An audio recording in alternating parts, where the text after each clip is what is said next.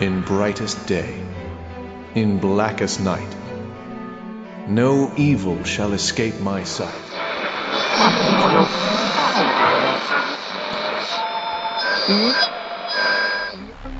In brightest day, in blackest night, all other podcasts tremble in fright.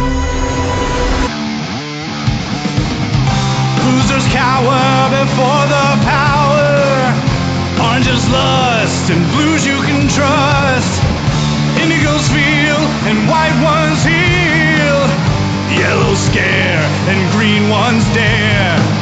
That sapphire love and black hands glove will rock your foundation without hesitation.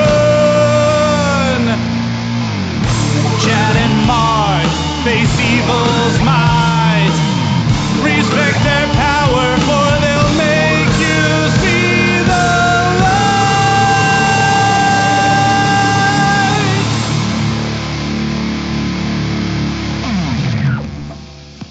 Hi everybody, I'm Chad Bokelman. I'm Ryan Daly. And I'm Mark Marble. And this is the LanternCast. Episode 250! Woo! Woo! Never thought we'd make it this far. Yeah, we're here. We're doing it. We brought one of our favorite people on. Not sure if we're one of his favorite people, but you know, whatever. At least I am, Chad. I like Mark. See? I'm sorry I'm not as passionate about Star Wars as you guys. Whatever. I got the Blu-ray for my birthday. I haven't watched it, but I haven't. That's actually true. I've been caught up catching up on the other present I got, which is season 5 of Game of Thrones. That's neither here nor there. And I was just winging that too, Ryan, and look how right I was. Whatever. You're my co-host. You know me. So what? That is true. So we are talking about something we haven't talked about ever on this show. Well, I mean, we've talked about it tangentially, obviously, but never actually covered. We are talking I've been always calling it just the title of it, never included the Final Night. The 1990 event, 1996, late. Yep, 1996, / 97 event, the Final Night that took place in DC Comics, where the sun went out for a little while. It got better. Spoilers. Spoiler alert. Unlike Hal, more spoiler alert. But he got better too. It just took longer. It's one of the bigger stories in Green Lantern history, and we figured it was absolutely time we cover it. And why we have Ryan on in particular, he expressed a certain interest in this story. Yeah, I think it was my idea. Yeah, it was. It was actually Ryan's idea that we talk Final Night. Yeah, I think I said if you guys ever cover this one, keep me in mind, because I really like the story. So I didn't know you were going to make it like a milestone episode, but yeah. Cool. You're welcome, America. It was on the list, and it was coming up, and you're always busy, so why not? So what we're gonna do is we're covering the Final Night event itself, which is 4 issues, a 4-issue miniseries from DC Comics.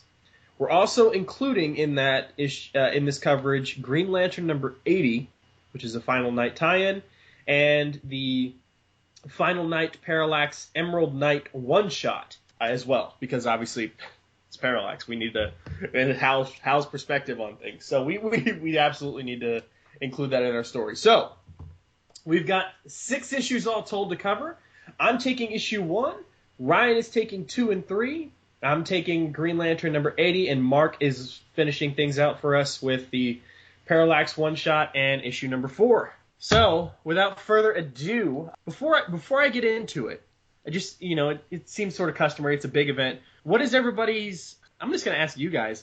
What is your memory of this event? Like heading into it, like whether you got into you were reading comics as it was coming out, or you came into it later on. I'll go first as your guest because I've earned it. I was kind of fading out of comics around this time. I didn't go away for very long, but the very late 90s, early 2000s, I'd kind of dropped off for about 2 or 3 years. But during the time that this was coming out, I was not reading a whole lot of DC. kind of picking up occasionally the Batman titles or one or two other things, but I was more into Marvel, but even I was getting out of Marvel, so I was getting more like Dark Horse stuff, more of the indies. But I picked up this one mostly because of the cover to issue 1. I really liked the cover, and the guy who was working at the store said it's going to be a month-long event, 4 issues. It'll be done in a month, once a week. And I was like, I can commit to that. That sounds pretty reasonable. So, yeah, I got this one every week that it came out. I got the Parallax one-shot when that came out because I heard how critical it was. And I was really digging the story. This was, in some ways, this was my introduction to a lot of DC characters who I might have heard of, I might have known from other events or like recognized them through cartoons or other comics, but they were in such weird places at this point in their history. And kind of coming at it from a Green Lantern background, I hadn't read very many Green Lantern comics at this time. I knew who Hal Jordan was because of the Super Friends cartoon and the Superpowers, the Superpowers toy line. But I think one of, if not maybe the first Green Lantern comic I picked up was Green Lantern issue 50, which was the end of Emerald Twilight, where he becomes Parallax and goes bad, and then like Kyle's journey begins. So these two stories kind of bookended how I felt about Hal Jordan for a time, or how I felt about the Green Lantern comics, which was sad because I always liked him because he was the first Green Lantern that I knew of. And it felt like the ones that I was reading were kind of the one where he goes bad, and then the one where, well, we'll get to what happens to him at the end of this episode. But so, yeah, it was I kind of considered this an unofficial Green Lantern story. Is sort of what the kind of culmination of Hal Jordan's journey as Parallax. But I also thought it was a cool little, very small, very contained DC Universe event. This was right around the time when I started really getting back into comics. There was a time when I kind of mid to late 80s, I was out of it, and then I slowly started getting back into it, and the reign of the Superman started getting me back into it, certainly from a DC point of view, and that led to Green Lantern, and of course that led to the rest is history. But so this was kind of when I was really, really getting back into comics, and Parallax was very, very important to me. So needless to say, the way everything played out in this was, especially back in the days pre-internet and everything, it kind of broke my heart, but. But it still is a good Hal story, a good Parallax story, unlike kind of what we get these days. And there's some really cool points, especially as we get in the last couple of issues, some really good quotes, which people who write Parallax going forward should really pay attention to, because they kind of sum up what the essence of the character was, at least back when the character was first created. So, for me, I obviously, listeners to the LanternCast know well, and everybody else probably who's ever heard me talk on a podcast, know very well that I started reading regularly with the Final Crisis stuff, the Rage of the Red Lantern stuff. And obviously one of my first trades prior to that, the thing that got me into regular issues, was Rebirth. And I guess now I got to say Green Lantern Rebirth, the one that started off, now that DC's doing a whole thing on Rebirth. But whatever. So within that, I obviously, kind of picked up some context clues and moved on. And when you're going through the history of stuff, I was just enjoying the Jeff Johns run for a while. But then I started getting more and more curious, because Jeff Johns, while he was adding a whole lot of new, he never completely got rid of the old, he had in Rebirth, he had Guy Gardner blow up so he could get rid of the whole Voldarian thing, and he kind of picked and choose, but he didn't just completely forget about it. He tried to explain in some way or another. So you always had this sense of, while reading something really new, really fresh, really hot at the time in comics, of some history and something that had happened before. That not necessarily critical to what you're reading now, but it's in the back of your mind. So for a while there, while I was fresh getting into comics, I was thinking of, I really want to know what happens to Hal between the moment he becomes Parallax and the moment he becomes Spectre. Like, I want to know all of that stuff in between. And I wanted to know more about the Spectre stuff after a while, but for me, in particular, I wanted everything to do with Hal Jordan from Emerald Twilight until the moment he dies and or becomes Parallax. Spectre. And, of course, the Final Night event, you do a quick Google, you figure it out. The Final Night event is really pivotal to all of that. So that's how I discovered it. And as far as what I thought of it, before even reading it, I have no particular attachment to this event. The art is kind of meh for me personally. And we'll obviously get into all that, so I won't dwell on that any longer than that. But I have no particular attachment to the event, but for some reason I have a fascination with the concept because I own not just a miniseries. I own, and I've got a stack of floppies here, I've got every single tie-in except for like 3 or 4 I haven't been able to find. And we'll get into the tie-ins later on for 2 seconds or 5 minutes. I have no idea how long we're talking about those. But for whatever reason, I've been compelled to get all the tie-ins, and it's led me to get things that I never would have gotten, like an issue of Hitman or Sovereign 7. So I have those dark blots on my comic collection because of this event. But yeah, that's sort of it's this sort of enigmatic little story that, while it holds no like personal, just like like I'm reading it and just excited about the creativity happening in it, the actual overall arcing storyline, the concept, really draws me in. So that's my history with Final Night. It's certainly not your typical DC event. No, it's actually kind of a mini crisis, and we'll get into that. But so just kicking things off, we'll start off with issue number 1. Just to say, the miniseries written by Carl Kiesel, penciler Stuart Immonen, inker Jose Marzan Jr., Lee Lowridge is the artist, the colorist, and then a few others I won't mention. We don't need the editors and stuff. We open up in Metropolis.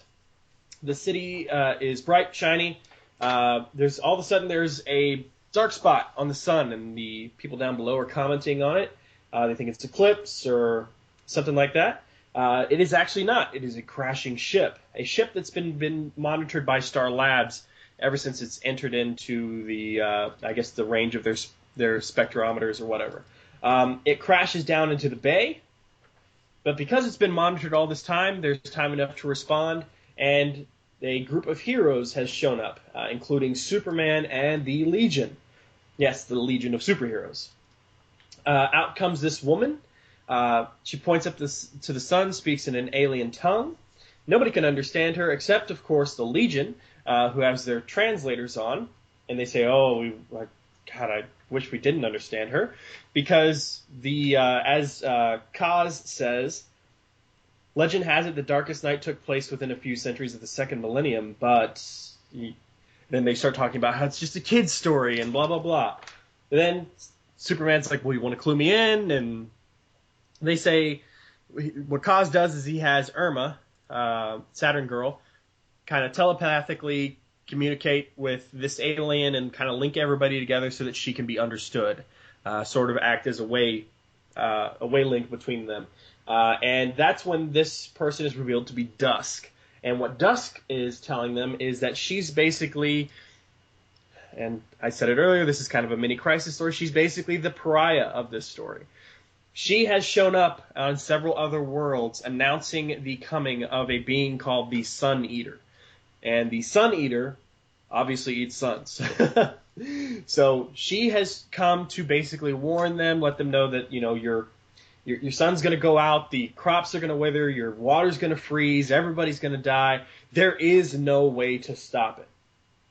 After she's done telling her tale, the blackness is sort of lifted, and there stands all the heroes that were big, roughly, at the time. You've got Fire, Ice, Shazam, Captain Marvel. Damn it, do I have to throw in a thunder effect now? Yes. Yeah. Okay. Contractually, yes. Okay. Yes, you must. Well, whatever. I really need to read the fine print.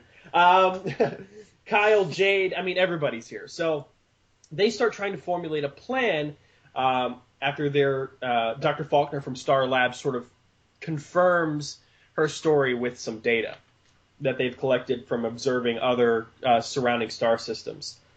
Basically, the plan that they come up with is that Mr. Miracle will use a boom tube and sort of teleport or transport the Sun Eater to the outskirts just outside of the source wall, and the source wall will take care of the rest.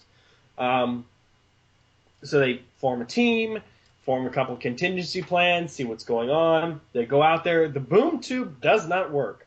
It's the Sun Eater is a little too powerful, and it just completely messes with the mother box and the boom tube.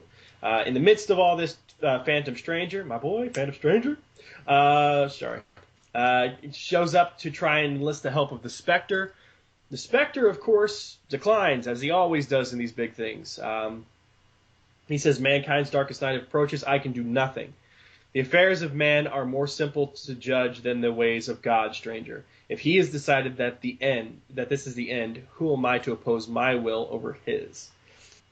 Meanwhile, the League has formed a contingency plan in case the boom tube plan failed. This plan consists of several members like Fire, Alan Scott, Firestorm, Superman, so on and so forth, pouring their powers, their individual beams, into a construct created bubble by Kyle, and they create a fake mini-sun to kind of distract and draw off the Sun Eater.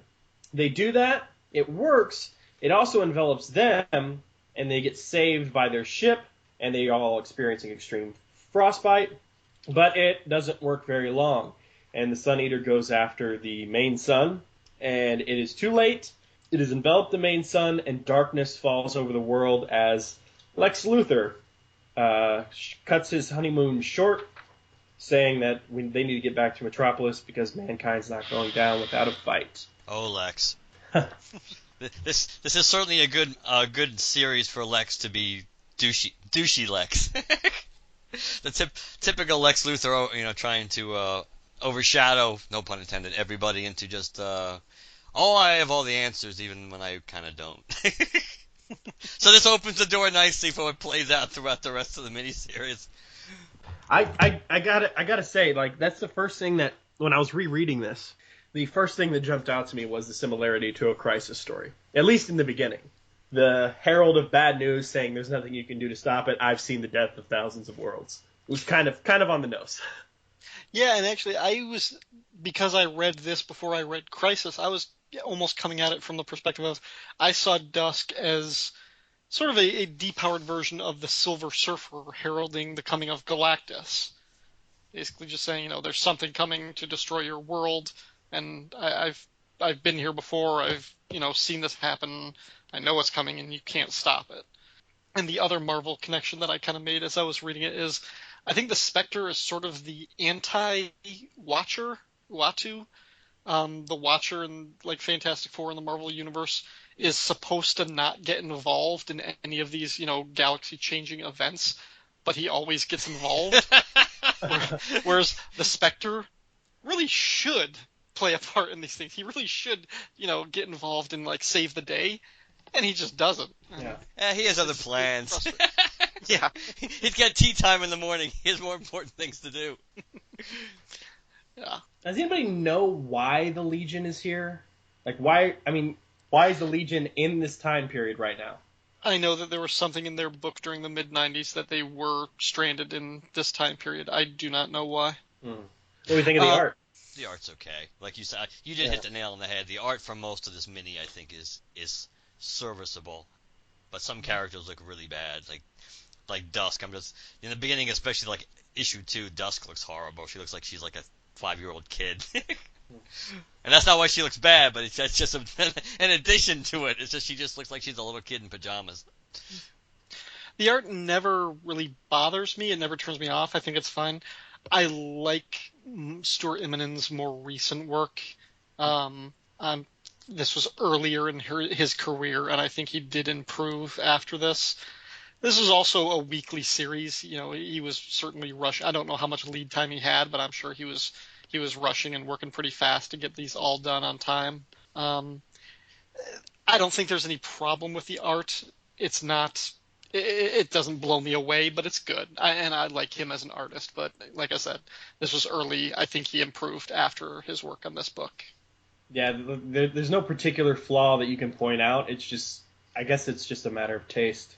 And some characters he draws better than others, and I think that's what it is too. I mean, like his Superman's so-so, but like when he draws the Ray and characters like that, they look, or even the Flash, it looks better. So I mean, and his Dusk isn't particularly strong, and that kind of stinks because she's in the book a lot, certainly in the beginning. So I think that's what, at least for me, that's what drew me into to make my comment, is that Dusk just doesn't work. She just doesn't look.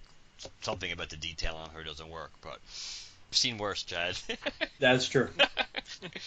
The effect on like page 13, I think, when Mr. Miracle's team first sees the Sun Eater up close. Like I remember seeing that, and it was like the first time I'd seen like a weird digital distortion effect or whatever it was on a comic, and it blew me away just what that was and how incredible that looked and how scary that looked. And I think one of the things that I like about this event is the villain, the problem, that the threat that they're facing isn't a supervillain that they can just punch.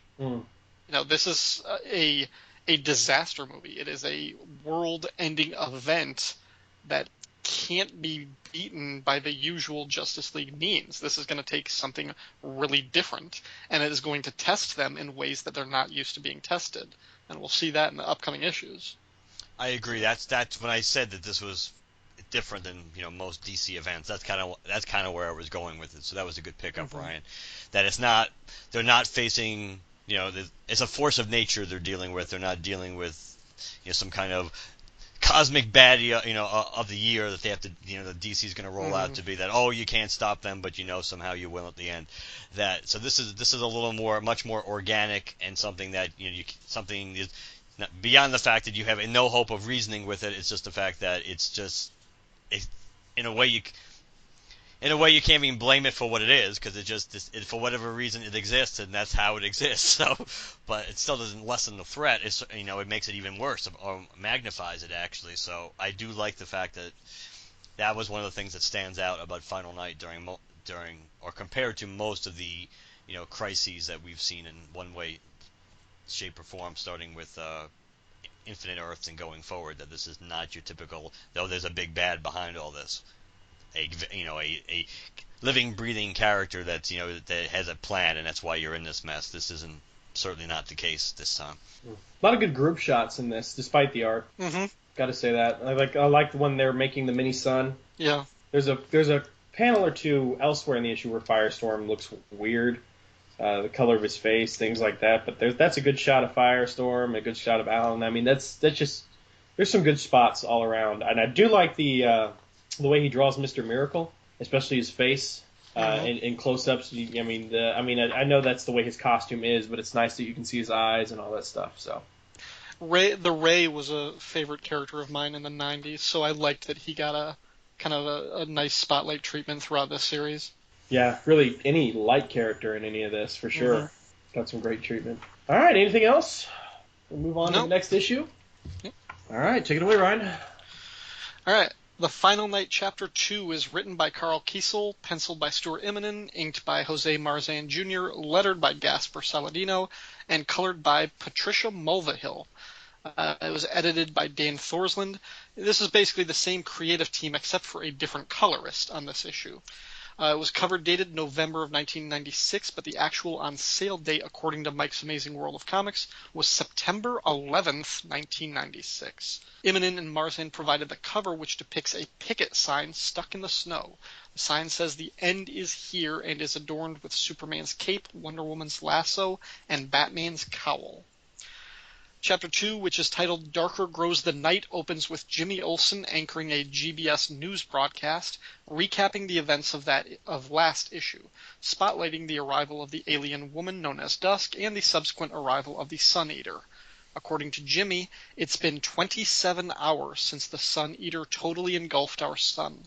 27 hours with no light or heat coming from the sun. It's snowing at Metropolis Airport when Lex Luthor returns, announcing to the throngs of reporters who greet him that he will dedicate his genius and his resources to saving the world from this threat. Superman meets Luthor there and tells the press that Earth will not be evacuated. Humanity will defeat the Sun Eater or go down fighting. Lex Luthor agrees, and the two bitter enemies shake hands. In Gotham City, Barbara Gordon monitors a dozen computers and TV screens that feed her a dozen crises around the globe. Batman made Oracle the general dispatcher for all of the superhero teams, an exhausting task for anyone who doesn't have Batman's particular work ethic. Oracle coordinates with Wonder Woman to save people from a fire in Gateway City. Wonder Woman's team includes Big Barda, the Ray, Captain Marvel Jr., and the Guardian. Not one of the Guardians of Oa, but rather Jim Harper, the Guardian of Metropolis. The heroes arrive at the apartment fire in Gateway. The Ray saves an elderly Spanish woman who sees him as an angel answering her prayers to God. Barda, Captain Marvel Jr., and the Guardian rescue a bunch of drunken teenagers who were partying to REM's It's the End of the World as We Know It. And Wonder Woman flies over with a fire engine on her back. In the aftermath, we learn that a 5-year-old boy started the fire trying to keep his mom warm, and that the teenagers partying in the top floor have given up hope that Earth can be saved. The old woman thanks Ray for saving her, but tells him that she is far from home and begs him to take her back to her family before the end. At the Louvre in Paris, Vandal Savage has come to steal the Mona Lisa. Savage claims to have known the actual model who posed for the painting, and he has come, 500 years later, because she turned him down for a date. But even at this time, Batman will not abide art theft. Vandal Savage fires an auto pistol at the Dark Knight, but Superman is there to catch the bullets just in the nick of time. Batman incapacitates Savage, but we learn that without the sun's rejuvenating powers, Superman is growing steadily weaker. This fact is not lost on Lex Luthor, who cannot contain a smile as he informs his team at Star Labs that Superman is all but worthless, and the world really depends on Luthor to save it. The first step in his plan is to send a probe into the sun. Outside Opal City, the original Flash, Jay Garrick, along with Wildcat and Liberty Bell, pay a visit to the first Starman, Ted Knight. They ask if he wants to join the other JSA old-timers in keeping the streets safe. But Ted is focused on his telescopes, monitoring the sun. Out in space, we discover that the probe Luthor sent to the Sun Eater is the Green Lantern, Kyle Rayner, wearing a ring-constructed spacesuit equipped with highly advanced sensors designed by Luthor and refined by Brainiac of the Legion. All of the data they need is being channeled to and from Kyle through Saturn Girl via her telepathy. Kyle descends into the blackness of the Sun Eater. He passes more than 2,000 miles before he actually reaches the sun underneath. The readings from his sensors look bleak, and the effort to get there drained a lot of the power from his ring. Brainiac orders Kyle to drop the probe and get out of there. This infuriates Lex Luthor, who is willing to risk Kyle's life to retrieve more data from their sensors. Their argument amounts to nothing, however, as Saturn Girl tells them that something is wrong and she can no longer sense Green Lantern in the sun. At Metropolis Pier, Dusk and Black Canary are prepping Dusk's ship. The alien laments that in all her travels she has never been able to save more than a handful of beings, but she always tries to take some memento from each planet, a reminder of the people and the culture snuffed out by the Sun Eater. A crowd of angry and fearful torchbearers come to the pier, blaming Dusk for bringing the Sun Eater to their world. They want to lynch the alien.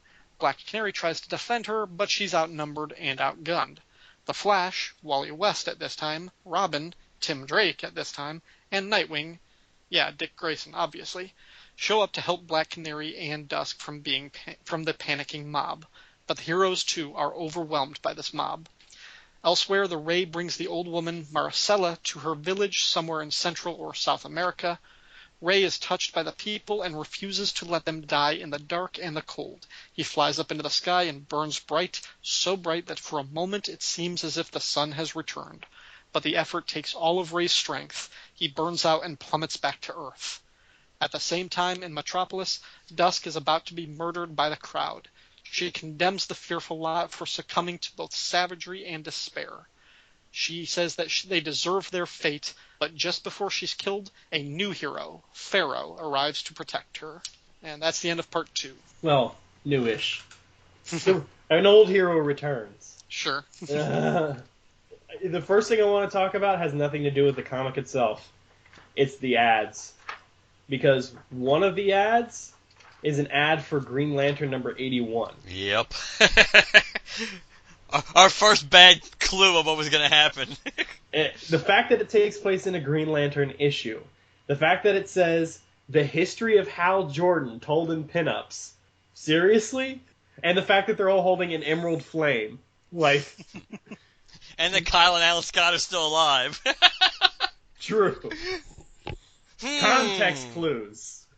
Yeah, it's all right there. Yeah, they definitely. This should have, at the very least, not been advertised. At least, if they're gonna stick it in the actual miniseries, at least wait to issue 3. Come on, this is. It's like, why not just announce it to the world right away? Yeah. Sorry, I just had to get that off my chest because seriously, that's really poor planning. I mean, I get that we've got the benefit of hindsight, but still, come on. Mm-hmm. I was going to mention that, so don't feel bad. It was going to come out. Ryan, you mentioned in your recap, which, by the way, thanks for putting us to shame. You mentioned in your recap that there's a different colorist this issue, and it's definitely noticeable. I can tell you that. Mm-hmm. I did like the coloring a lot better on this issue. I can't tell you anything in particular that they did, but it just seems to work better. I mentioned in the last issue that like Firestorm had a weird face, like a weird color to his face at one point. That was towards the end when he's holding Superman and telling him, we got to save Earth. I mean, he looks pale and weird. I mean, there's a lot of not mistaken coloring, but just weird coloring in random spots throughout that issue. And this one seems a lot more consistent. And it's kind of odd to think about, but the fact that this Final Night story happened gives a colorist a real good chance to shine. Mm-hmm. You've got a lot of shadows, you've got a lot of firelight, you've got a lot of artificial light, you've got various powers and the way that could play off, how things would reflect off snow. I mean, it really depends, but there's a lot of different ways that a colorist could have fun here. Yeah, and there's actually kind of an in-story reason for having the change in colors too, because there is a different lighting effect on the world. Like the sun went out at the end of issue 1. Now they're perpetually in darkness. It is all artificial forms of light. So that I don't know if that was intentional or not, but you can make a story reason for the change of artist. That's a good point. Lex is good in this issue, like we kind of alluded. Lex just is like, but Superman's he's only good for crowd control now. And go get me a sandwich while you're at it. Yeah, Lex. he likes being the savior. Yep. I mentioned in the recap, I love when Wonder Woman is saving people from the party and she's contacting Oracle, and she says they're partiers who keep saying it's the end of the world as they know it, but they feel fine. And then you only hear her part of the conversation. She's like, "What? That's a song? Okay, if you say so." But, I like the fact that Batman and Superman team up. I mean, it's such a small thing. You wouldn't think that in like this type of, world-ending disaster, we do get this moment of the world's finest working together, and it's just stopping Vandal Savage from robbing a painting. But I think it works. Yeah, it works, but it's also it works. It's a good little story beat, but it's also ridiculous. Yeah, yeah. That's Seriously, Savage. Yeah. And plus higher priorities for Batman and Superman at this point. Yeah. Let them take it. If the world survives, we'll get it back anyway. I'm always entertained when Lex is brought in to be the hero and stuff, because especially. He's brought in to help mastermind a plan. Brainiac 5's right there. Like, I get that it's like all hands on deck. This is a like you were saying, it's a natural problem and a relatively natural problem that we have to face. It's a force of nature. We have to it's not countries or whatever in the line. It's the planet. So we have to work together. But I'm always amazed at the access people give Lex when shit hits the fan, especially like when they're talking about how Lex, he's like, I designed the probe, and then the Brainiac 5's like, well, and I adjusted it and made some adjustments and stuff, and just like, why are we allowing Lex to have as much access to not just technology, but just futuristic understandings of physics and technology right now? Just because he has abused that privilege 97 times before, there's no reason to assume he will again. What do we have to lose? Let's roll the dice. What could possibly go wrong? I guess, like you said, it's like a bigger fish to tackle right now. But we'll worry about what Lex learned later. But I don't know. You'd think that Batman would have somebody in the room that just there to speak his mind on Batman's behalf. Like, he can help. We're not going to limit his help, but he doesn't need to understand the adjustments that Brainiac 5 is making. Okay. But whatever. Maybe that's just a panel they couldn't spare. But yeah, I enjoyed it. The Ray is never a character I've ever had any particular experience with, but I do like basically every panel we see him in here. Mm-hmm. Artistically, he just stands out. The way his power, like when he shoots up into the sky, the way his power is displayed there. Back at the fire when he's walking through the flames, the way he's sort of in like a sunspot shadow. That's it's just every panel you see him, he looks really cool. Yeah, it was a visual, stylistic gimmick about his character that really appealed to me when I was, fresh into comics in the 90s. That's why his was one of the few series that I was collecting in the 90s from DC. Yeah, it was good. Yeah. Next one? Sure. All right, go ahead. Moving on. Final Night Chapter 3, Keeping Hope Alive, has the same creative team as the previous issue. As before, the cover was penciled by Stuart Immonen and inked by Jose Marzan Jr. This cover shows Superman, Wonder Woman, Captain Marvel, and Green Lantern Kyle Rayner taking to the air over a street littered with body bags. 2 days have passed since the end of Chapter 2, which means it's been more than 3 days since the Sun Eater engulfed the sun, preventing any light or heat from reaching the Earth. The young hero known as Pharaoh, along with the former Green Lantern Guy Gardner, bring an unconscious Wildcat into Guy's restaurant, Warriors, which has been converted to a field hospital for the superheroes. While the doctor treats Wildcat for massive internal trauma sustained while he was looking for survivors in a collapsed overpass, the power goes out in Warriors. In frustration, Guy Gardner shows the others where the backup generator is by blasting a hole through the wall. The Legionnaire named Spark, formerly Lightning Lass, jolts the generator, giving power back to the building. Later, Spark talks to Pharaoh, thanking him for saving Dusk from the mob at the end of last chapter. Spark says she won't be leaving Warriors for a while, and thus won't be needing her Legion flight ring. She gives it to Pharaoh. At that moment, the TV comes on. Everywhere across the world, the TV goes on, all broadcasting the same message. Etrigan the Demon offers the people of Earth a warm salvation in hell. Lex Luthor holds a press conference where he boasts humanity's response to Etrigan in the form of the Daily Planet headline, Earth to Demon, Go to Hell. Luthor also outlines the planet's options for new power sources beyond solar and hydro. He mentions that geothermal power is still viable as, for some reason, the Earth's core is cooling much slower than expected. At the center of the Earth, we find Gaia, the spirit of Earth herself, fighting the cold. The Spectre is with her.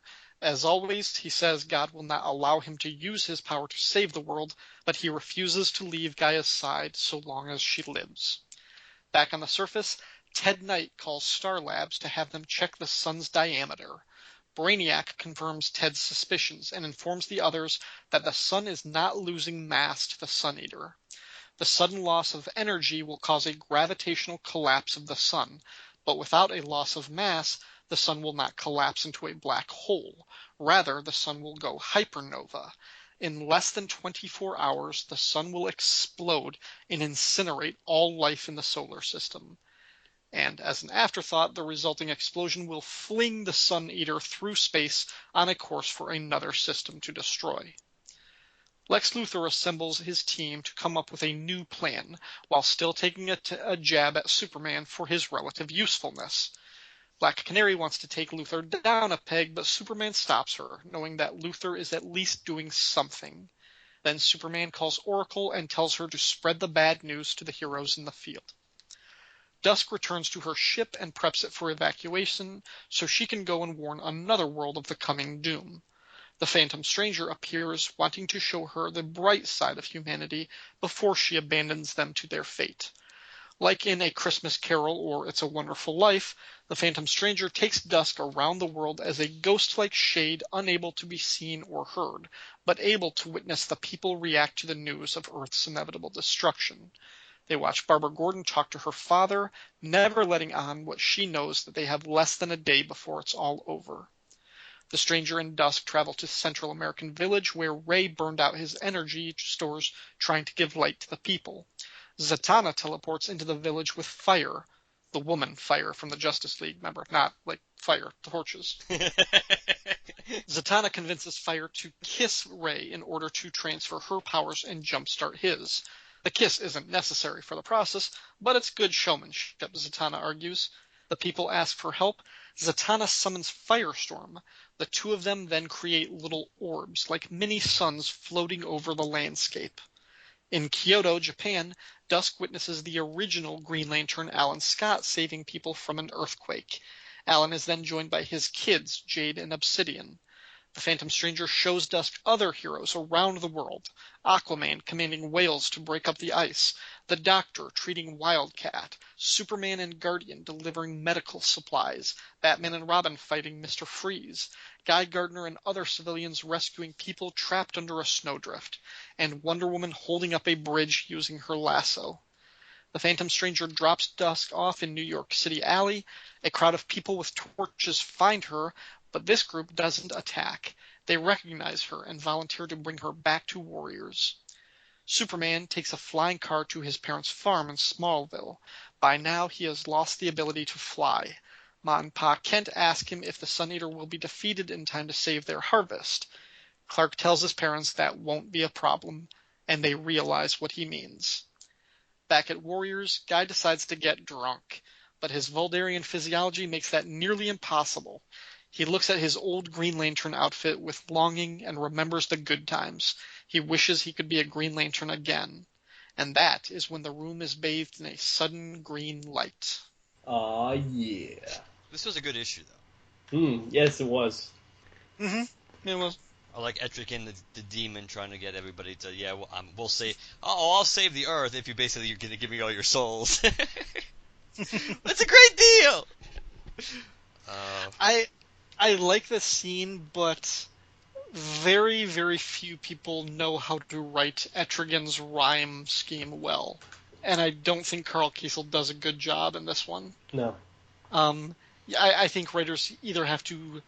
Because when he does his rhyme, it's not just that the end of his paragraph ends with the same rhyme. There's a meter, there's a rhythm to how it speaks. There's a certain number of syllables. There's a musicality to the way he speaks. If you can't do it, don't try it and just have him talk like a normal person.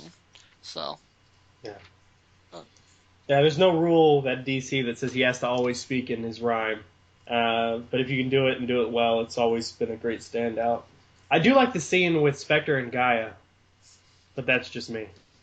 Mm-hmm. At least it gives you a pseudo excuse for why the Spectre's not more heavily involved in trying to do something besides any kind of moral ambiguity there. It's just the fact that he feels compelled to try to stay with her and to try to keep her warm as long as possible, and that's his own subtle way of probably trying to help. So. Yeah, I mean, I know they didn't know what to do with him or what they were going to do with him eventually, but. I find myself paying very, very close attention to every syllable the Spectre utters in all of this. I really like the art on this page, but with Gaia and the Spectre. Yeah. The visuals are great, and that second panel that's more of a close-up of him, I think Immonen and Marsden do a great job, like the shadows and everything. That I think they draw a great Spectre in that one shot. For sure. Yes, the whole page is good, but that's especially a good panel. I like the use of the Phantom Stranger in all of this. I've said for a long time that Phantom Stranger is one of my favorite characters in the DC universe, and I just anytime you get to see him used is a treat for me. And you like you said, the Christmas Carol type setting, but it serves a point, so that's cool. I did enjoy that. One thing I like that they carry forward throughout in every issue is their little Starcom Emergency Information Center update at the end of each issue, telling you, where we are in the timeline and what each day means from the time the sun goes out and where we're heading. So towards day 5, where the Earth is no longer capable of supporting life, and by the time this issue ends, we're kind of like day 4 3/4. So yeah, the countdown is on. I did have to let a little chuckle out when I saw Batman and Robin fighting Mr. Freeze. I was like, really, Mr. Freeze? you can't just let the world freeze over. You got to add to it. Like, they're cutting down his action, man. That's my gig. Overkill, buddy. I remember reading the Batman tie-ins to this event, and I don't remember what that was about. I've got them, but I'll look through them when Mark does his recaps. Because I'm not. Thanks. Jesus. Well, there were two Batman tie-ins. There was a Batman proper and a Detective Comics one. So yeah. So I don't know what it is that Firestorm and Zatanna do to create these little mini suns floating over the landscape. I'm not sure exactly what they create or how the effect would be caused, because we don't get the process, we don't get the spell, but somehow they do something, and I think it looks really cool. I like the emotional beat that it would have. Like, that would be very cool to see in a movie, the cinematic effect of that. I just don't know exactly how the science from his end or the magic from her end would actually work to create that. But and it only lasts for 15-20 minutes anyways, so you got to wonder at the point of doing it in the first place, other than, of course, brightening the spirits and making everybody feel okay for just that little bit more. We actually, it becomes, in a couple issues, that becomes sort of a major set piece, is this one village kind of in nowhere. It's not like an industrialized city or everything, but it's this one place where they come back to a couple of times. We end up with 4 kind of principal characters in this setting with these people. They're not rescuing people from Metropolis or Gotham or Hub City or any of these big things. They're out in the middle of the countryside, just making these people feel better. There's a kind of a wholesomeness to that is nice. Speaking of Firestorm, another one of my favorite characters, and fine, shout out to Shaq. I like how I both like and dislike Zatanna's spell to get him there, because usually she's like a peer or whatever. Right. In this case, she literally just says, "Yo, Firestorm." How does that work, Zatanna? Come on. Explain that to me, Fishnets guy. Magical shorthand. She's been at the game for a while. The powers that be just know what she means. I haven't read a whole lot of comics with Alan Scott in this Sentinel uniform, but I really like the way they do it in this issue. I'm always going to revert to his classic look is my preferred version, but this is a pretty cool costume design. Just make sure you don't read it in the pages of Green Lantern Corps Quarterly. He looks like Batman. Yeah. I've read the first 4 books from that series. Yeah. Yeah, there's one story in particular that we just reviewed on one of our quarterly episodes, where it takes place in Gotham, and he's drawn like Batman. Like the points of his cowl, the points of his thing on the side go really high up. It's almost like their ears whenever a shadow appears. His cape is dramatically large. The way he jumps through the air, and it's like he's grabbing the ends of his cape and flying like Batman. It's like, oh god.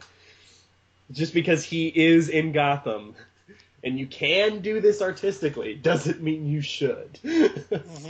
So it's a lesson in how his costume, as it stands in this issue, could be done very wrong. In this case, yes, you're right. It's done quite well, but I've seen it very recently in horrible display.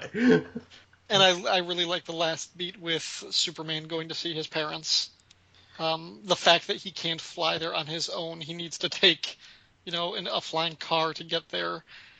And the fact that he doesn't try to protect them from the truth. He doesn't say, we're all going to die this time tomorrow, but he doesn't shield it either. He kind of plays it straight with them. Yeah, it's like, we don't really have to worry about. You're not going to really need to worry about those crops anymore. Yeah. You got the point across.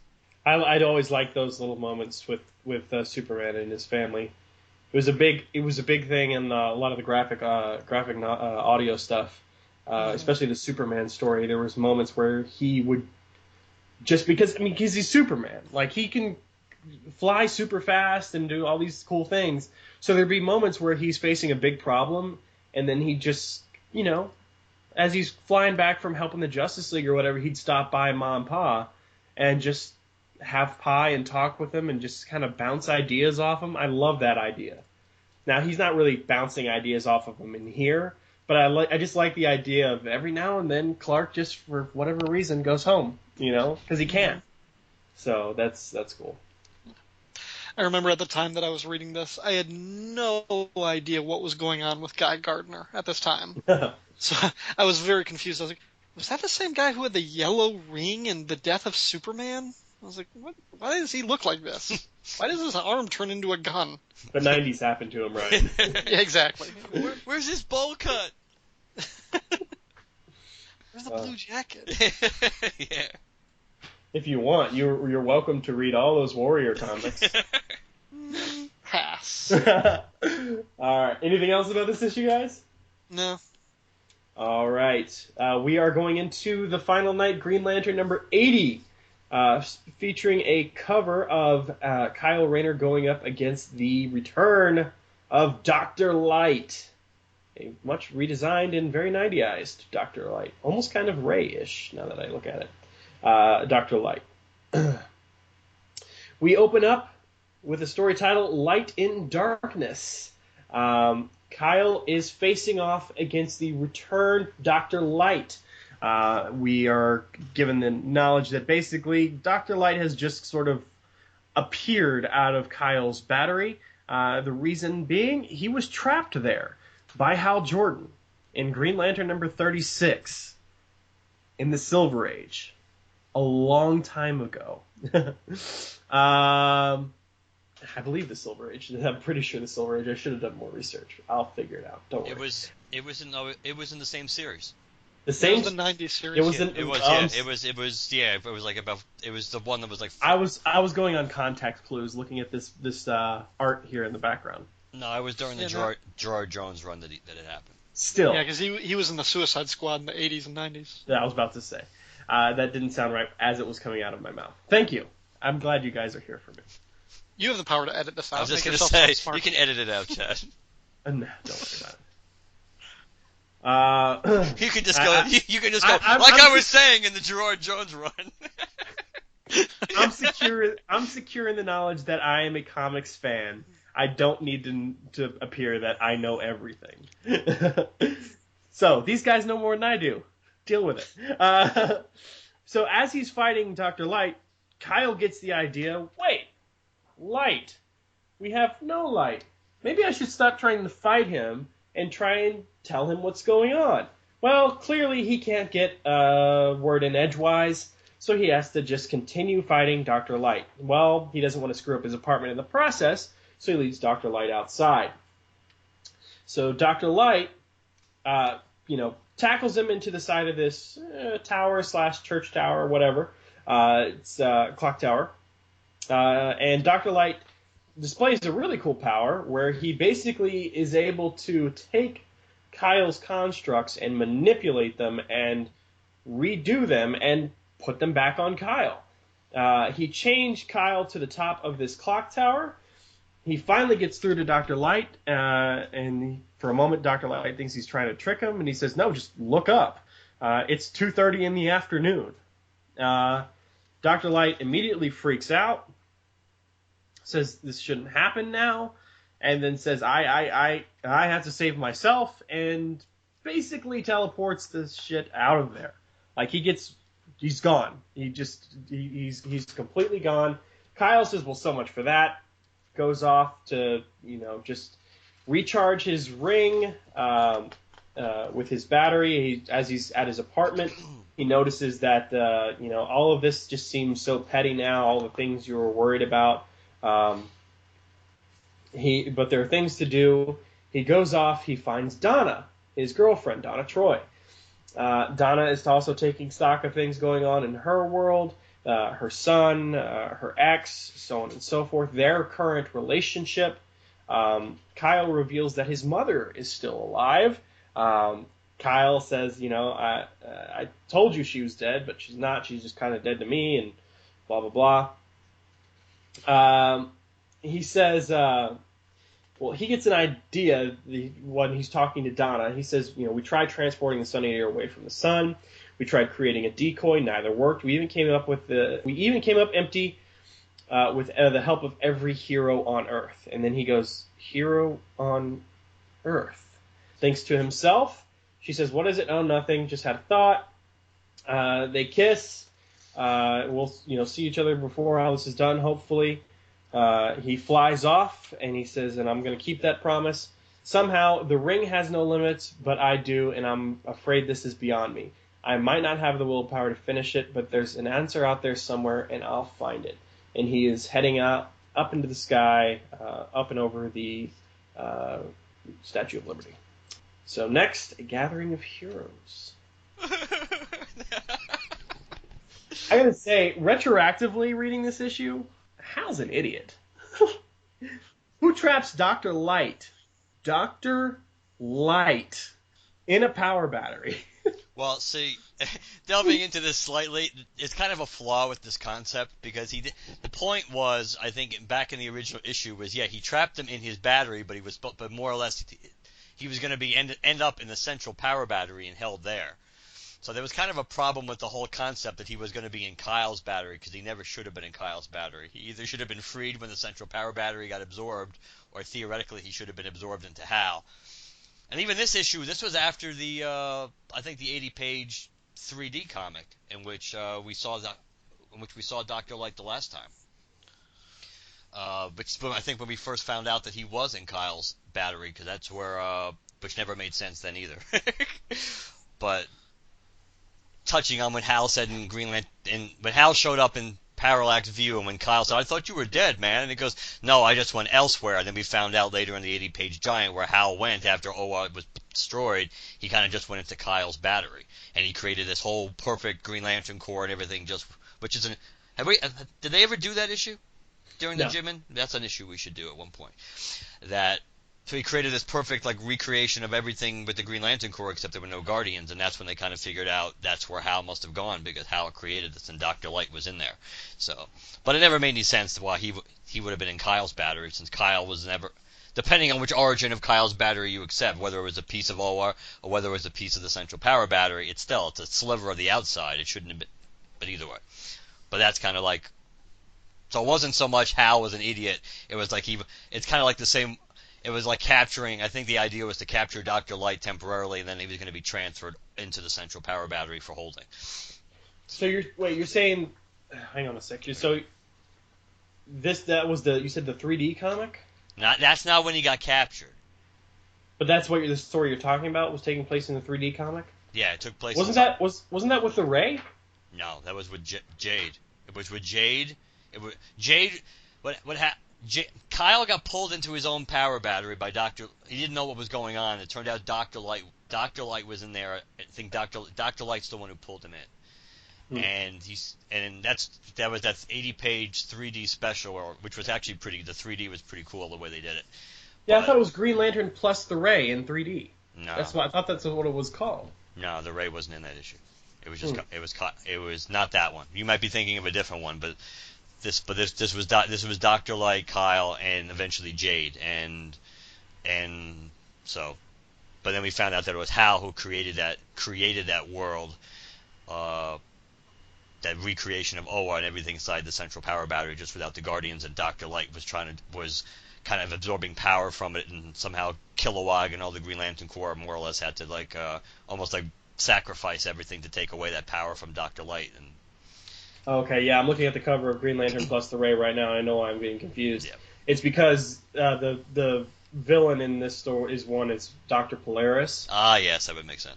And he's displayed with his cape flowing out and a lot of light around him. That's why I'm thinking of that. Okay. But that 80-page special, the 3D, we should do that because that actually is a pretty cool story, despite the logic of why, like I said, Dr. Light would ever be in Kyle's battery. But see, my issue still has its glasses. I know I still have mine somewhere too. But nonetheless, yeah. So just defending Hal's decision making, I think that was the game plan. Not that he would just be kept in his individual power battery indefinitely, but just use that as a conduit to kind of transfer him to the prison of the central power battery. Like a lot of other things that were stuck in there. It was pretty good. Dr. Light, long before he was a rapist, obviously was still a pussy. I'm getting out of Dodge. Oh yeah, he did have that. Oh God. Just when you think it's out of your mind. Sorry. Yeah. I did not know enough about Kyle's history at this point in the universe. I think I knew that at one point he was dating Donna Troy, but I had completely forgotten it. So when I read this, I was pretty surprised. Her continuity is a mess in and of itself, so I didn't even want to delve into that. So most of what I got from this story was just really, really cool, impressive art from J.H. Williams III, who was always pretty solid. Again, this was also kind of early in his thing, but some of just the basic, they're not necessarily action shots, but the poster shots of just Kyle charging his ring, or the last page when he's flying off in front of the Statue of Liberty. Those are just beautiful shots. Yeah, I should have said when I started this thing who the creative team was.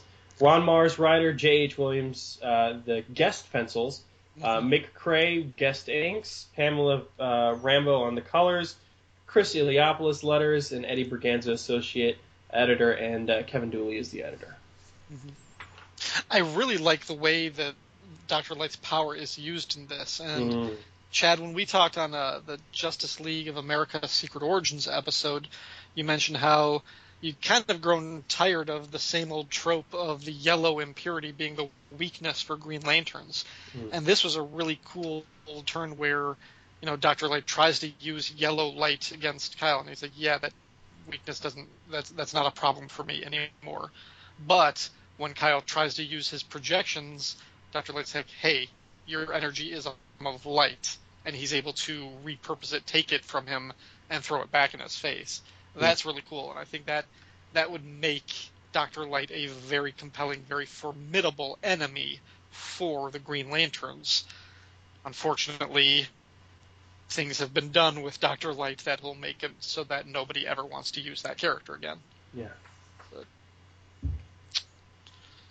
I do like that right after Kyle's like, hey, that's not going to work anymore. Not Polaris, God, I keep saying. Dr. Light's like, whatever, just shoots him with this beam of light. Well, it doesn't matter whether or not yellow is, you don't have a weakness to yellow anymore. If you're not paying attention, you're gonna get stabbed through the arm. So that was cool. And Mark, was his costume like this in the issue you were talking about? I think so. Okay, I believe it was. Which it probably is because again it's during the Mars era, so I would suspect that the costume wouldn't have changed that much. It's been a while since I actually flipped through that issue, but I remember it was a big deal when it came out because it was they didn't do many comics like that back at the time. So at least they came up with a nice premise for why it would, because you're looking at, an energy constructed world, in the power battery. So that's kind of the excuse that's the part of the book that's in 3D. So, Yeah. but we'll put it on our list. That might be a cool one to do. I thought it was interesting that you're right. The art is great, but the artistic / story choice of having those various candid shots of Donna in her apartment, hung in picture frames right next to each other on the wall. I thought that was cool. / interesting. A weird choice. But I gotta say, you were talking about where he was charging up Ryan. Not the panel in particular where he's charging, the one right after that, where his ring is lit. God, that's a great shot of Kyle. Mm-hmm. That is such a good shot. Yeah, that actually, yeah. And I just for those reading at playing along at home, this is the first one in the bunch that's got actual newsprint instead of the kind of glossy pages on the inside, like the main series does. So, whatever. Mark, anything else you want to say about this one? Ryan, anybody? No, I enjoyed it. I'd never read it before we decided to do this, so thank you for sharing the story with me. Yeah, for sure. Yes. I don't think we've ever covered it either, so that's partly because we never covered Final Night. So. Yeah. It's a cute little tie-in, and again, it makes sense as we talked about in the main series itself. Any hero or villain that deals with light is obviously a logical choice to potentially play a role in a story which is dealing with the extinguishing of the ultimate light, the sun. So it makes, and Kyle trying to reason with Dr. Light, it's like, yeah, that goes over big. You're right. There's problems. See ya. Dirtbag. All right, Mark, take it away. You got the last two. Yeah, this is a really good issue. And the cover, that of course, we know they've done variations on, including Kyle's own version of this cover. This has kind of been the go-to cover if you're going to do a Parallax cover now. So the Final Night Parallax one-shot, the 1996 special. Emerald Night, which is appropriate since how nicely it bookends, Emerald Twilight. So the creative team, let's get to the whole creative team here. Ron Mars, the writer, Mike McCone, the penciler, Mark McKenna, the inker, John Cleese, the colorist, Chris Alopoulos is the letterer, Eddie Berganza, the associate editor, and Kevin Dooley is the editor. I like the fact that of course, in the beginning, the narration, it's logical, who's really doing it, but the fact that we focus in on seeing Cyborg Superman, and of course the narration we find out quickly is Hal, and in a way this seems to be a continuation of the Unholy Alliances one shot, the Silver Surfer Green Lantern crossover, when after Cyborg Superman got sucked back into the DCU, and because Hal lost track of him thanks to the Silver Surfer getting in the way, that this is kind of where Cyborg Superman ended up, and he ends up, of course, at the Source Wall. A place where you and I know well, Chad. Yeah, I haven't seen it in forever. I know. And of course, though, to be honest, it's kind of interesting because it certainly operates slightly differently in this, at least, which was not lost on me, even during the reread for sure. So basically, Cyborg Superman is there at the Source Wall. He landed. He came there on a little piece of asteroid, and then he goes flying off to the Source Wall, and he lands on the Source Wall, which is odd because he does not turn to stone. Cyborg Superman senses the presence, and he turns around. Of course, then we get the face of our narrator, which is Parallax, Hal Jordan, who has been tracking Cyborg Superman and wanting to get back at him since Silver Surfer interrupted his attempt at vengeance in that crossover. Interesting little dialogue between Cyborg Superman and Parallax. Of course, first Cyborg Superman just keeps referring to him, like I think he did in that issue, as Green Lantern, when he goes, "No, I'm Parallax. No, I'm Parallax." And we get a nice little brief recap of the destruction of Coast City and the relationship of Mongol and Cyborg Superman to that. I like the fact how Cyborg Superman seems to think that, oh, he kind of like taunts Hal, like, it doesn't really matter. You can capture me and you can bring me back. I can just transfer my essence into this, that, and the other thing, and you're never going to capture me for long. Ha ha ha. And that's when Hal kind of does the cute little reveal, like, I think you misunderstand me. I'm not here to capture you. I'm here to erase you from existence. And Cyborg Superman and Hal go at it for a while. And I like during the conversation, during the battle, the inner dialogue for Hal, how he kind of is reflecting on everything that he's done. And this is the most regretful we get of Hal Jordan ever during that era. That there's a lot of regret. And all throughout the issue, he kind of acknowledges that, I've made mistakes and everything else. So it's like he lays at the feet of the Guardians for him becoming what he is now, as opposed to blaming Cyborg Superman. But then again, he still takes he says, even though the Guardians share in the blame, I'm the one, I have to take responsibility too, because I've committed questionable deeds. I know that. And of course the questionable's in bold, which kind of trying to get the point across that it's probably more than questionable. But Hal's in he's in therapy. He's making progress. Hal creates this really cool green construct dragon, and Cyborg Superman's kind of like mocking him. You think that's power, blah blah blah blah.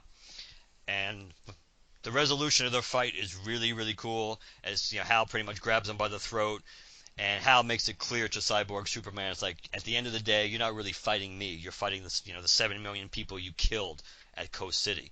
And Cyborg Superman doesn't know what the hell he's talking about at first, but then all of a sudden you see more and more energy constructed hands and fists and bodies, and then eventually you see at the source wall, you see basically 7 million people constructed from energy constructed victims of Coast City. They attack Cyborg Superman, they beat him down, and then eventually Cyborg Superman's essence is caught into a little green sphere, which Hal Jordan catches between his fingers and pops it, and seemingly that was the end of Cyborg Superman.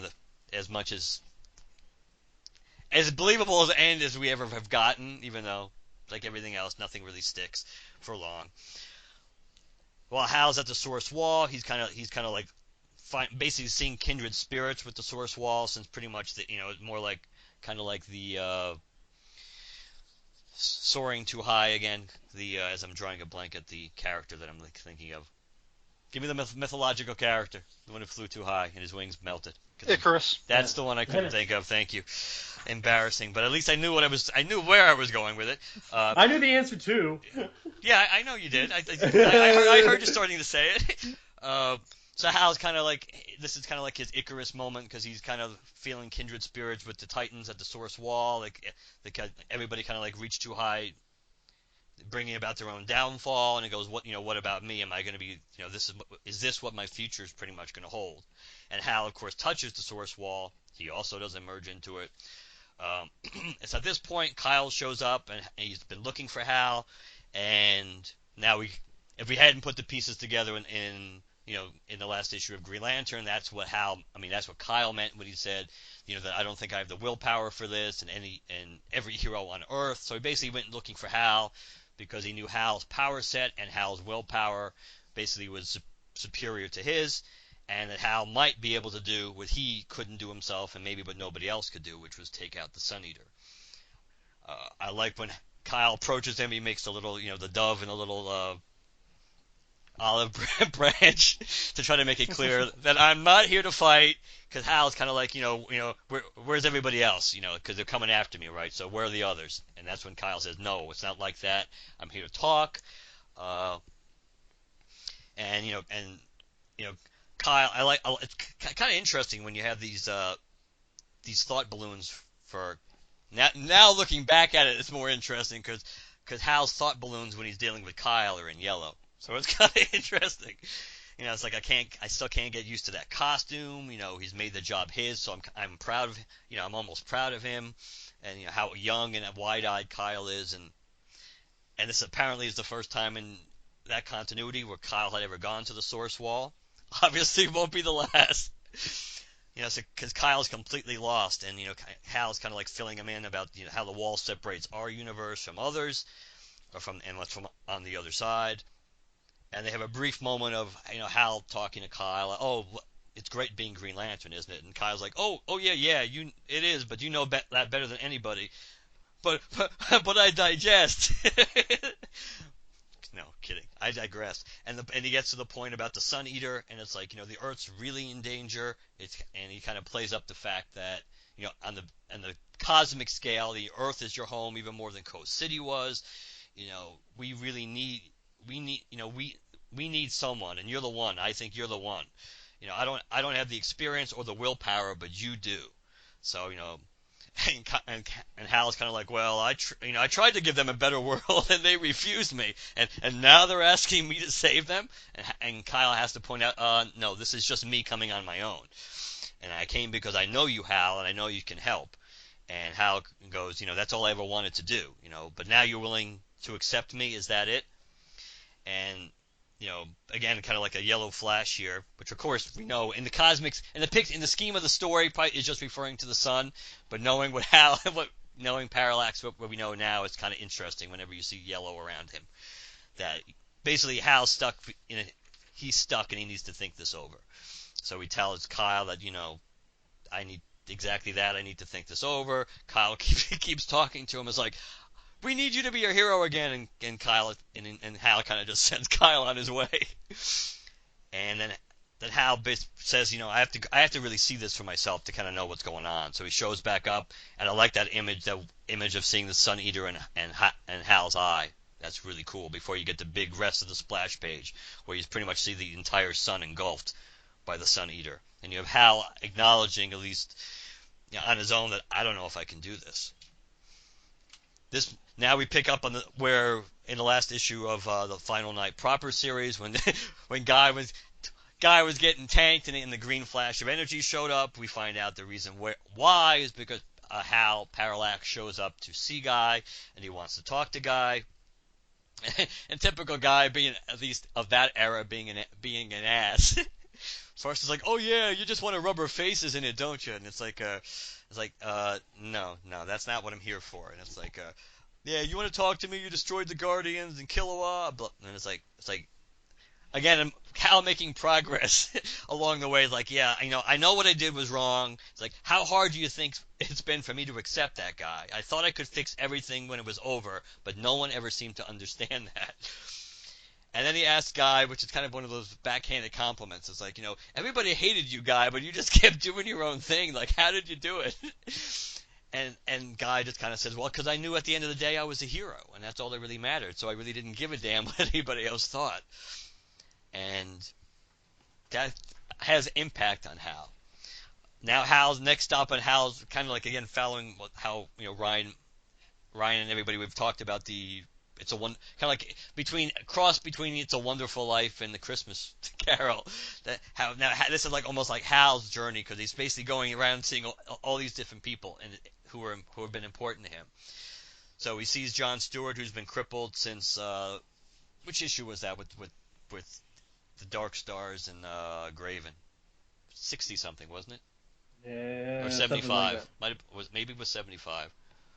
Late 60s, early 70s, yeah. something like that. So John Stewart's he's in a hospital bed. He's still crippled. He showed up, and he shows up to see John, and this is pretty much the first real encounter between John and Hal since Emerald Twilight. And and John's like asking, what happened with the Guardians and the Corps? You owe me explanations. And Hal's like, I do, but I wish I had all the time to tell you everything, explain it all to you, but I really don't, and there's a lot on my mind.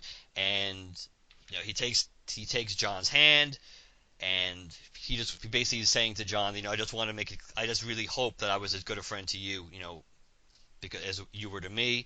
After he takes John's hand, we see green energy transfer into John Stewart, and John Stewart can walk. And John's like, my God, what did you do to me? And it's like, in a small way, at least I've made things right. It's like, I have to go now, but I want you to know there's a bright future ahead of you. And John kind of watches Hal fade away, and John's like, what do you mean? Hal stops at Oliver Queen's grave next, and he puts roses on the grave. Of course, as we know now, that's not the only thing he did while he was at the grave, but that's the only thing we see in this issue. he returns to visit Pi at I'm assuming this is some. Is it a variation, some part of Ferris somewhere? I don't know if they actually say that in this. I think we're just. It's just an outfit that Pi is working at. Yeah. It might be Ferris like no longer operable, but he keeps up with all the mechanics and That's stuff. true. I was just trying to skim it again quick to see if they ever actually mention on this, and they don't, Yeah. where he is. So Pi's, working on a biplane, actually, it looks like, and Hal shows up as Parallax, and of course at this point, he's kind of Tom has heard some of these stories about supposedly what Hal did, and he makes a point of saying, "Oh, I knew that could never be true. Not Hal Jordan." And Hal's just kind of like, "I appreciate your faith in me, Tom."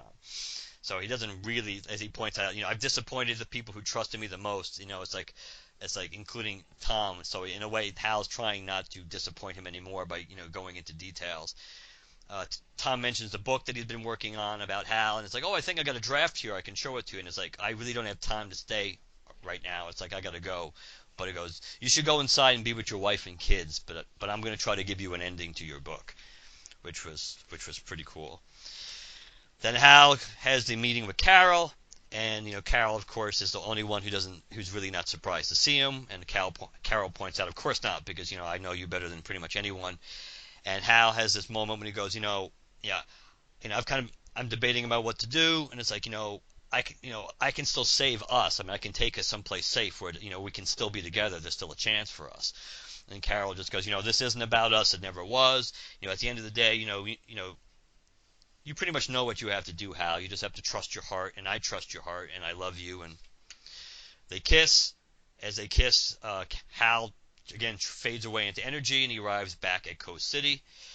The memorial flame is there. I like the little doll, which ties back into Emerald Twilight, which was on the ground in the rubble when Hal was on his knees there.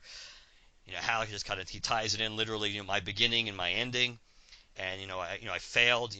I failed at what mattered most once, and I can't do that again. And then you hear Hal just go, "Okay, all right, let's get this over with." Ganthet, who has been inside Hal since the end of the Parallax View storyline, comes out, and Ganthet's kind of again stating the obvious. I still like Ganthet. I must say, I still like Ganthet in his pantsuit better than wearing the dress. At least this version of the dress. At least after Rebirth, it kind of got a little shorter, so it's a little better.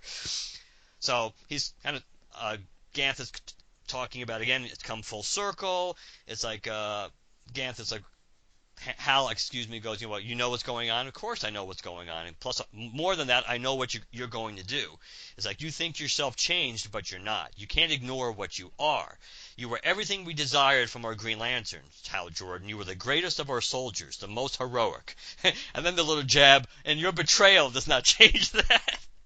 And that's when that gets Hal a little pissed, and it's like, betrayal? You're the ones who betrayed me. I mean, I did everything pretty much, and I never asked for anything, and the one time that I did, it's like you turned your backs on me. And this is when Ganthet kind of like acquiesces a little and goes, we were an unbending lot, understatement of the year. We were too obsessed with order, and we too were pretty much, we essentially were the architects of our own destruction to a certain extent, and he makes it clear, I don't excuse what you deeds, but perhaps us as the Guardians were, or at least were our own mistakes contributed to it. And he apologizes to Hal, and then he closes his fist. The green energy comes out of it, and he offers Hal the Green Lantern ring. And he goes, "It can be yours again if you wish." And Hal goes, "Not so long ago I tried to get my ring back, and I thought by doing that I could get my past back. But the past is gone. I had to learn to let it go." And he goes, "I've done things I'm not proud of, and at the time I believed I did the right thing. That's what I always tried to do as a Green Lantern. So maybe what you say is true. Maybe the person I am hasn't changed, just the trappings." And Hal rejects the ring, saying he doesn't need it anymore. And Ganthet goes, "As you wish, you will do what you must, as I will. Goodbye, Hal Jordan." Ganthet disappears. Hal Jordan kind of is looking at the legacy flame about Coast City. And at this point, while Hal's kind of looking at it, he brings Kyle back in. He pulls Kyle to him. And Kyle's like, "What's going on?" It's like, Hal goes, I want you to go to them, Kyle. I want you, I want you to go to them and tell them I'll help. And Hal's, final thing on that page is Hal thinking to himself, and we see a nice little contrast between like very young Hal Jordan as a Green Lantern and current Green Lantern, a current Parallax Hal Jordan. And Hal says, the only choice I can live with finally, I am content. To be continued in Final Night Part 4. There you go, guys. It's a double-sized issue, so we gave it its due. We finally reviewed that particular issue. Some people have wanted us to just review this issue, so that's why I'm making a big deal out of it. We should have had We should have had like 15 episodes on this issue. No, I'm kidding. I love this issue. Yeah. It's a double-sized issue. It's doubly priced in terms of the main series. The main series is like $1.95 an issue, whereas this is $2.95. Mike McKone on art. Not Mike McKone's best work, but it's pretty damn good, I think. They're weird faces and stuff like that, but it's pretty damn good. And Mike's gone on to do actually more Green Lantern stuff. Not something you'd know off the top of your head, but he was an artist during a storyline or two during the Jeff Johns run, and I believe that was in Green Lantern Corps, not necessarily in the main Green Lantern run. Might have been in the Green Lantern run. I interviewed him about it several years ago, but regardless, fantastic, love it. I want to say he did do some of the main Green Lantern issues. Was it was around during the the Alpha Lanterns? Yes, good memory. Yes, I think that's what it was. It was during that Alpha Lantern kind of storyline. So yes, that was the main Green Lantern series then. And he'd worked with Johns before. He did a lot of the Jeff Johns' Teen Titans run too. Mm-hmm. You're right. I think most of the art in this issue is good, except for the faces.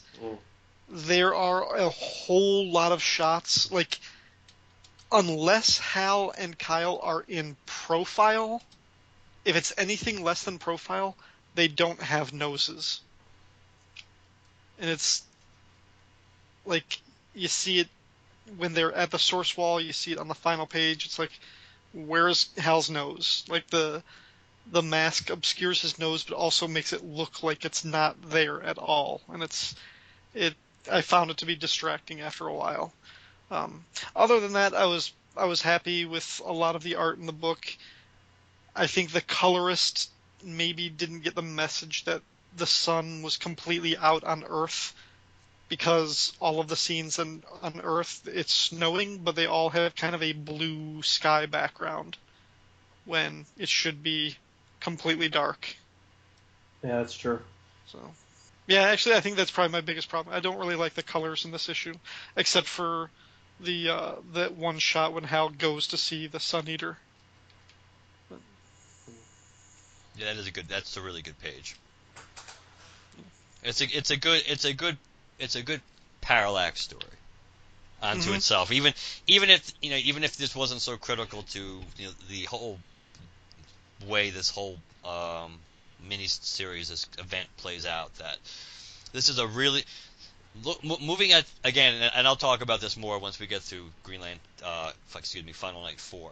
That if you look at the psychology of Hal and the progression of Hal and the steps that he's made, even at this point, and then you compare it to the crap that we've gotten in current Green Lantern and in Telos, trying to capture a younger version of Parallax, but just a point that it just shows that that on his own, long before that Hal had kind of made peace to a certain extent with some of the things, from the point of view that he's accepted the fact that he did things he shouldn't have done, even though he was trying to do the right thing, and he at least wanted people to, at the very least, he wanted people to appreciate that. But he did acknowledge that he made mistakes. He went too far. Like in this issue, I think he talks about the biggest mistake that he had was the core. The core more or less was collateral damage in his dealings with the Guardians in Emerald Twilight. That wasn't what he wanted, and anything like that. That at least he knows he didn't go about things the right way. He did things that he shouldn't have, and he knows that he at least is taking half the responsibility now for things playing out. He still blames the Guardian somewhat, and even Ganthet kind of throws him that bone too, that you're probably right that because we were so unwilling to move beyond our rules, we were so obsessed with our rules and making exceptions that we probably helped contribute to that feeling of desperation and frustration that led him to crossing the line. So, sometimes it can be difficult to reconcile this version of the character with Hal Jordan 2.0, as Jeff Johns sort of created him to be. But even still, I mean, just within this issue, Mark, as you described, it's a great little character piece. It's a character sketch of this Parallax, whether or not you know Green Lantern's history or his future. Just within this story, Mars gives him a full arc.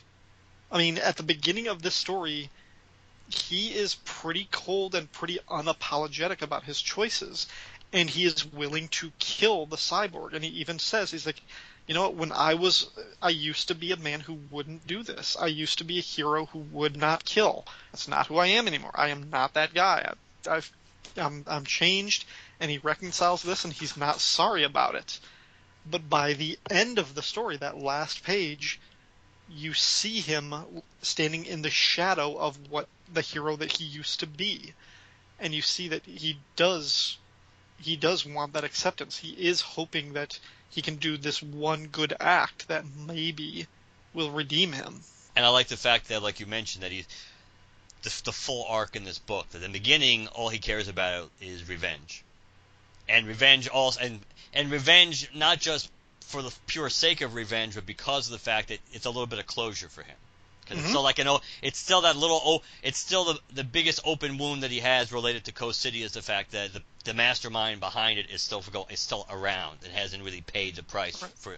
So that's what he cares about in the beginning, and you get to the point where he's pretty much ready for self-sacrifice. So that is a pretty significant arc to go through in one book, and it's handled well. And it's in a believable fashion, as you see how basically revisiting his life through the people that were been closest to him, even people that were more or less like Guy, who at that point in their relationship, in that history up to that point, they pretty much were always butting heads and very rarely were on the same page about anything. That even seeing Guy, he needed to see something from Guy, get something from Guy. Maybe hoping a little bit of acceptance from Guy, since he does mention, the trying to do things right and just wanting to have that acceptance. But he also he knows there's something in Guy that he can learn from, which is it's something that Hal's struggling with himself. Is like, I feel that I'm a hero deep down, but pretty much everybody's treating me like I'm a villain, and it makes it hard to keep trying to. It makes me hard to not self-doubt myself. Maybe I'm not doing this thing. Maybe I'm really not doing the right thing. So he goes to somebody who has first-hand knowledge of always doing what he believed was right, regardless of what anybody thought. And he was trying to. It was like, why? But how did you carry on and do that and be pretty much successful at it? So in a way, he was just kind of showing Guy a lot of respect there. And it's a kind of like a backhanded way, potentially the way he phrased it, but still, the point was. He did respect Guy enough, an aspect of Guy's personality that he certainly admired enough to go try to pick his brain about. I like how each of these little stories just kind of solidifies in something in Hal, especially like it's definitely evident in the Guy Gardner part. It's subtler in like the Tom part. The Tom part doesn't play much of a role. But it is there, and just like, he hasn't given up. He's just messing around on his plane. He doesn't quit. And plus, he hasn't given up on Hal. True. He's never given up on Hal. True. And the whole part with Carol, even with the part with Carol, which is right before all the stuff with the Guardian, with Ganthet, he says, "What I can do is take us both away from here. We can go someplace safe when we can finally be together." Like. She says, it's not about us. It never was. So, like, each one of these is, like, just a specific... It's just build-up to this decision. And I like that his decision isn't based necessarily on being the hero again. It's just more... Not being the hero again in terms of everybody thinks I'm a hero and, I'm back to the way I was. But just more of a... you know, my life has run its course, and by that I mean it's come full circle. You know, my life is parallax. I started all this because of Coast City, and I just took care of, he just took care of Cyborg Superman, and now right as he does that, he learns that the entire planet's in danger, and he has the power to save it. It's now a disaster like Coast City, but obviously on a grander scale, is about to happen, and he doesn't need to go get the power to turn back the clock. He has the power to stop it. So I like how it's a decision he makes to be a hero to himself, essentially. And I like the which I didn't go into great detail, and I should have. The thought balloons that he has towards the end, right before we get to that final splash page, even before he summons Kyle, when he's talking about, isn't that how a life is judged, the legacy you leave behind? And he talks about, my life has been played out on a grand scale. I've done miraculous things and I've done terrible things. I've committed sins I never dreamed possible. Did I fall into the abyss and lose myself, or did I simply gaze into it for a time and turn away? And he goes, in the end, does it really matter? The whole of my life, the triumphs and tragedies have led me to this moment, this choice. And that's when he says, the only one I can live with, pretty much, and I'm content. So just the idea that, he finally has it kind of in perspective. He has everything in proper perspective finally. And it kind of also acknowledge, and I like the fact that about the looking into the abyss. It's like that maybe, kind of like what Ganthet was saying too, trying to get through to him. The point was that the things that you've done, the bad things that you did, especially the Emerald Twilight part, it's like that doesn't really change deep down. It doesn't change the essence of who you are, and the idea that you looked into the abyss, but that was for a moment. That's not who you are. You did not change permanently. That was just a moment, a small period of time. You looked into it, and then you turned your attention back. And you're more back to the person that you were, because that's who you really are at the end. A very, very, very good story. For sure. All right. You want to take us away? Wrap us up with number 4? Let's wrap us up with Final Night number 4. And I kind of like the fact that the whole logo of the Final Night is in green, and the sun, how the DC logo kind of became the sun. And all the other issues, that it was kind of like the very light yellow orange of the sun as it's being black, being blackened out and everything, but now it's like green. So I think that, and of course, if you hadn't realized what was going to happen in this issue ahead of time, you have the week 4 in the cover, Emerald Dawn, and Hal. It's kind of hard not to figure out that even by silhouette that's Hal. It's Parallax on the cover in front of the now relit sun. So that kind of pretty much tells you what's going on in this book. The issue picks right up again with Kyle after his attempt to reach Hal, at the Source Wall, and we thought it failed. He's kind of lamenting. It's like, geez, I thought Hal was the only person who really could have saved us, and I blew it. And like some Green Lantern, I turned out to be. And I like the actual title of this issue is The Final Night, but with the K. That's pretty cool. So, Final Knigget. Yeah, Knigget. For real. Yeah. So Kyle shows back. He comes back to Metropolis, and he goes, "What? It's being evacuated?" It's like, "Are you kidding? We're in for the long haul." And it's like, Luthor's got it all figured out. Ha ha ha. Alternative energy, protective habitat. We'll get that Sun Eater sooner or later. And and Kyle's, for a moment, he's all kind of happy. And Wonder Woman asks, like, where'd you go after you disappeared into the sun? It's like, I wasted a lot of time, not like it matters now. So I guess that pretty much probably covers everything we saw, in Green Lantern and in obviously the Parallax one shot. And Wonder Woman, and Kyle's all pumped. It's like, yeah, we're gonna beat this thing. And Wonder Woman's like, and her face looks so mutated in that picture. Like, you don't know, do you? She says. And then we kind of find out about how, we get how this pretty much we're down to like less than 2 hours before the hypernova is going to occur, and Lex thinks he's got it all figured out with these little units that are going to be placed around the sun, which are going to somehow going to be able to absorb the extra energy and trap the Sun Eater enough to destroy it, and the force fields, yada yada. All the stuff pretty much is going to be his plan to. He thinks it's going to work, so we can save the sun and yet not destroy the solar system and so forth and so on. And so they're trying to figure out basically who's going to go and put all these devices around the sun to try to pull off Luther's plan. And Luther with this shit-eating grin pretty much is looking at Kyle's like, hey, there's already someone who survived the encounter with the sun. And Kyle's like, hey, yeah, I don't know. And as they're talking, Kyle just fades away, which of course Kyle fading away is where he fades away to the end of the final night one shot when Hal calls to him to tell him he's coming. So they're having their internal debate about who's going to go, and and then we get Luther, and I like how Batman kind of turns it on to Luther about how how implying Luther should really go, and he's like, what are you talking? I'm not going to get on that suicide ship. It's like it's like I've been doing all this so I could live, and that kind of makes Superman feel a little better the way he goes, your reaction's perfectly human, Luther. So they're all pretty much they're trying to decide. Superman's willing to go on basically on the suicide mission to do this. He starts writing a little Dear Lois letter. Before Superman can go, the ship with all the devices clears the launch pad, and it's Pharaoh. Pharaoh pretty much he decided he's the one who's going to go try to save everybody, and he realizes though that he kind of didn't he didn't give the Legion flight ring back, so he was a little concerned about that.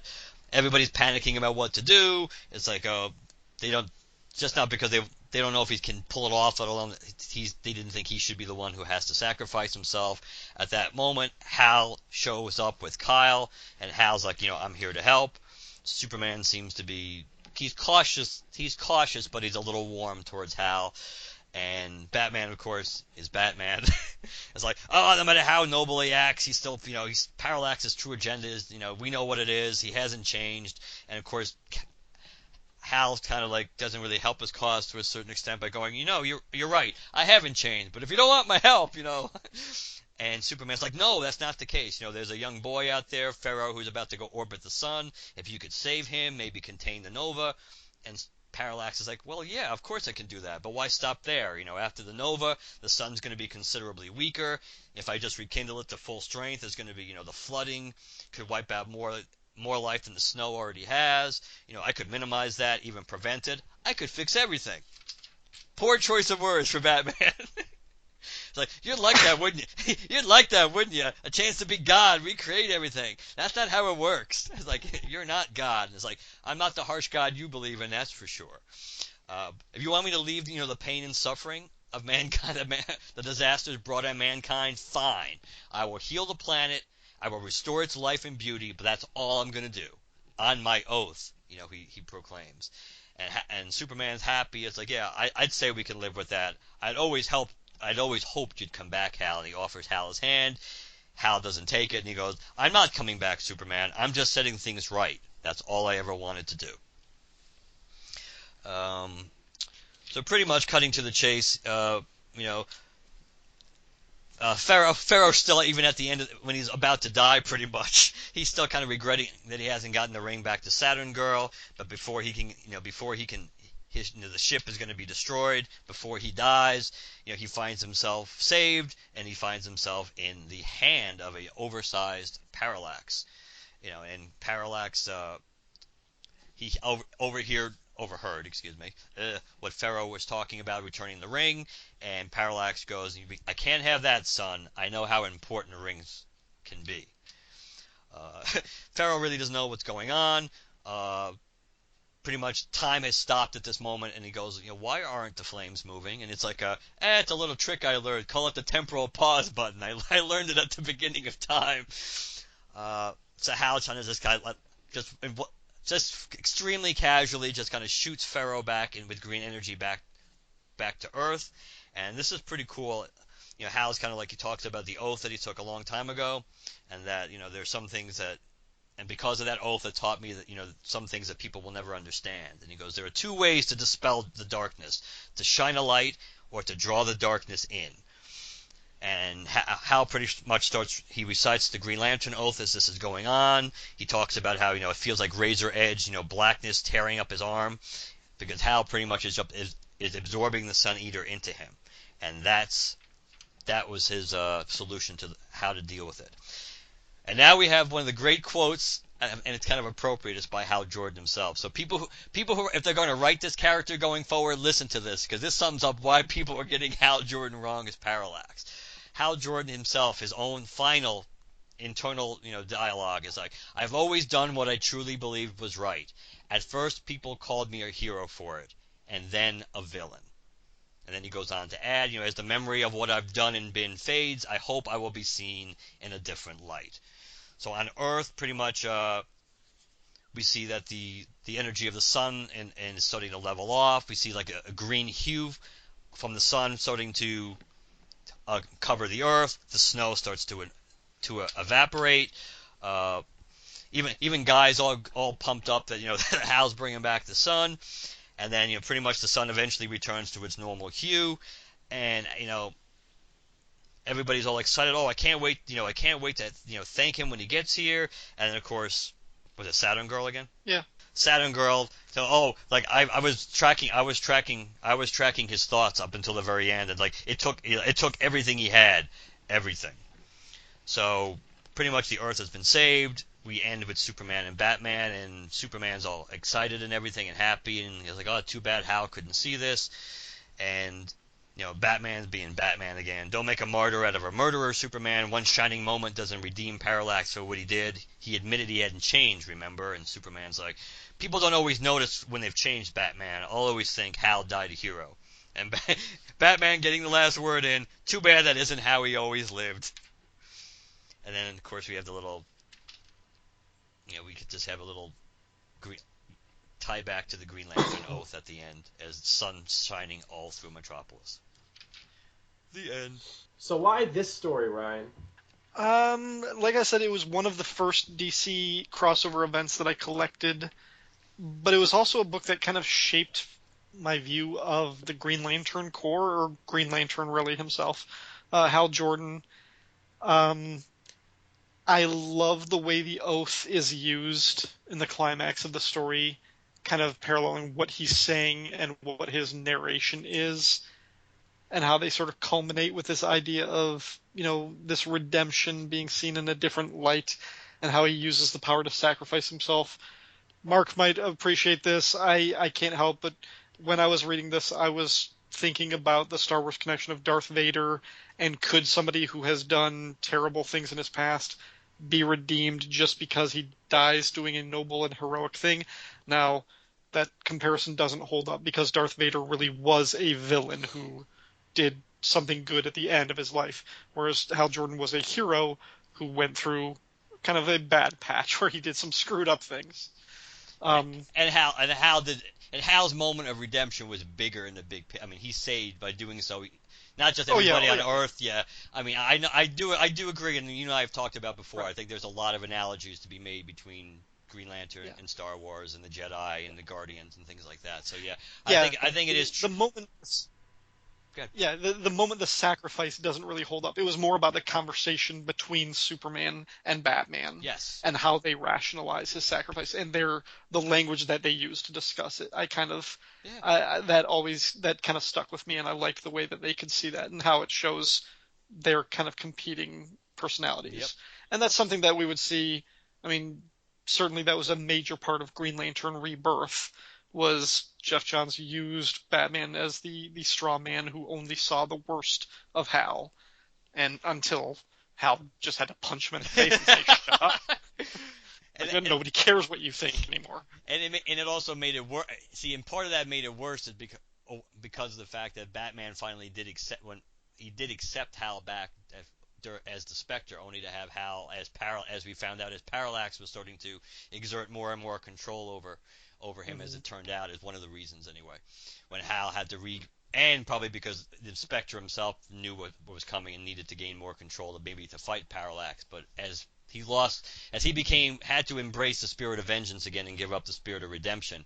That's when Batman completely wiped his hands of Hal again, because he gave him the second chance. And then he said, "Oh, he's back to doing this. He's back to doing that again.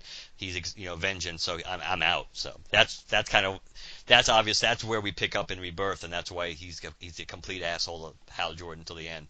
That's why I still like the original script in Rebirth when Batman was supposed to be possessed by Parallax instead of Ganthet, because that was kind of cool, because that would have at least given you the moment where Batman would completely have understood what Hal went through, and he wouldn't, but also give you an easier path for Batman accepting it, because he would have been momentarily in the big picture, still he would have been corrupted the same way Hal was, and he would have realized how little control you had. So. And the moment when Hal comes back, it's still a very Hal moment. That he doesn't come back begging for forgiveness. He doesn't need their permission. Yep. He's doing this on his terms. Yep. And like Superman is like, well, if you can help us, we'll take you back. And he's like, yeah, that's not what this is about, Superman. I'm not coming back for you. I got a job to do. This isn't about your issues, man. Yeah. And then this issue also has my second favorite moment in the entire event, the entire story arc. My favorite is the moment when Hal defeats the Sun Eater. That climax is awesome. But my second favorite moment is when you see the turn in Lex Luthor. Yep. When you see that this entire time, he's like, I'll be the hero, don't worry about it, I've got everything covered, I'm the smartest man, the biggest brain in the room, I will protect us. And then when Kyle Rayner is bamfed out of the play, Batman's like, okay, Luthor, I guess it's on your shoulders. You're going to have to pilot the ship into the sun. And he's like, are you freaking crazy? He's like, I'm not going to do that. And you see, Lex Luthor isn't willing to put his ass on the line. He's not going to sacrifice himself for anybody else. And there's just that moment where you see, Superman, Batman, Wonder Woman, and Flash just staring at him. Because this is what they've known all along. And they were just waiting for him to reveal himself. And they're like, yeah, you're not a hero. You're as cowardly as they come. So you might be smart and you might have the ability to save us, but you're never going to do this for other people. This was always about you, and they've just been waiting for this moment. And Superman, who has no powers left at this point, is like, I'm going to do it, because that's what I do. Yep. Yeah, it's a good moment. Yeah.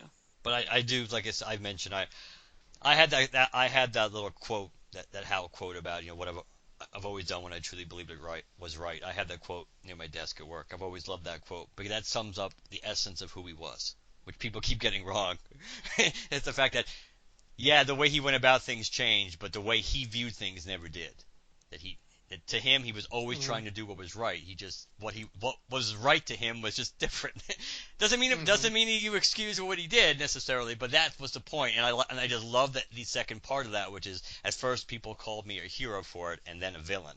So kind of making it clear, making it very yin and yang, that it's not just that Hal's looking at things from a different perspective. Part of the problem, quote unquote problem, is that people are also just viewing him from a different perspective. But maybe the way he's approaching things hasn't really changed. They just don't like what he's doing now compared to what before was okay. You're one of us before was okay, and now you're not, so it's not okay.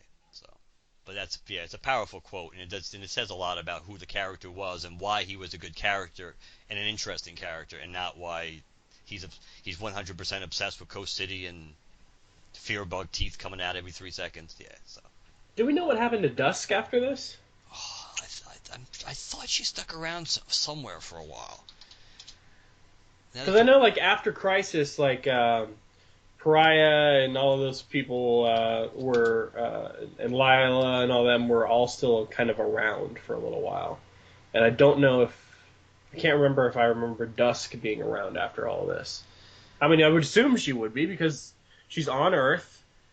Presumably, her planet might have been one of the ones that kicked off her little sojourn.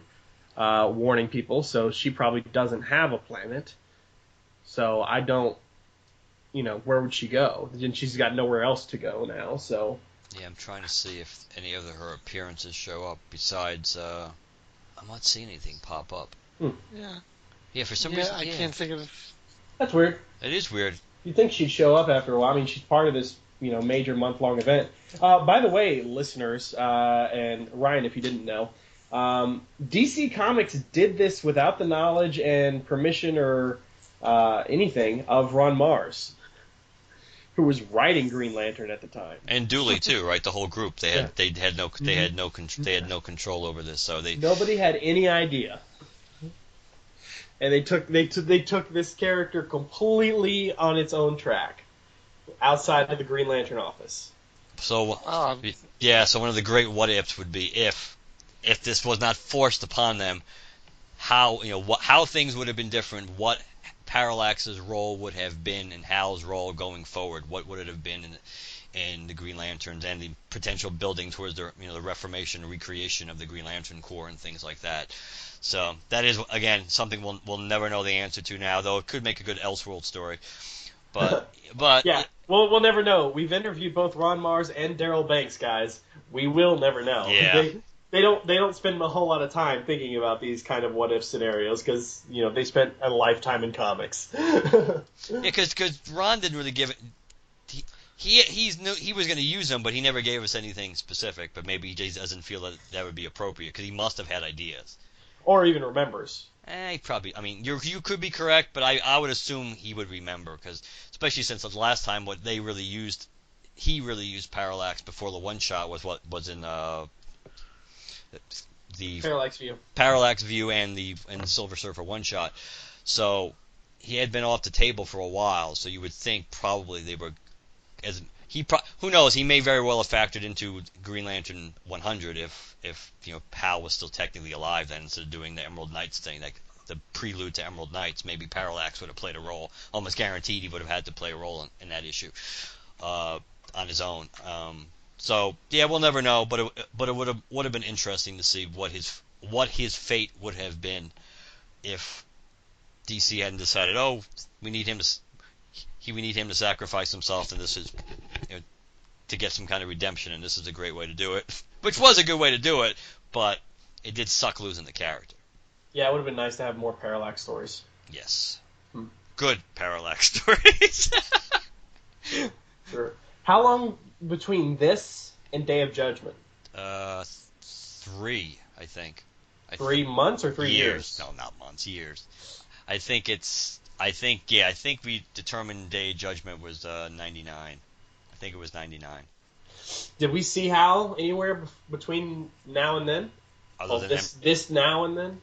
Other than Emerald Knights, I don't think so. Oh yeah, Hal came back, guys, but past Hal, so don't worry about it. And past Parallax. Yes. So I don't think so. I don't. No, because all the stuff obviously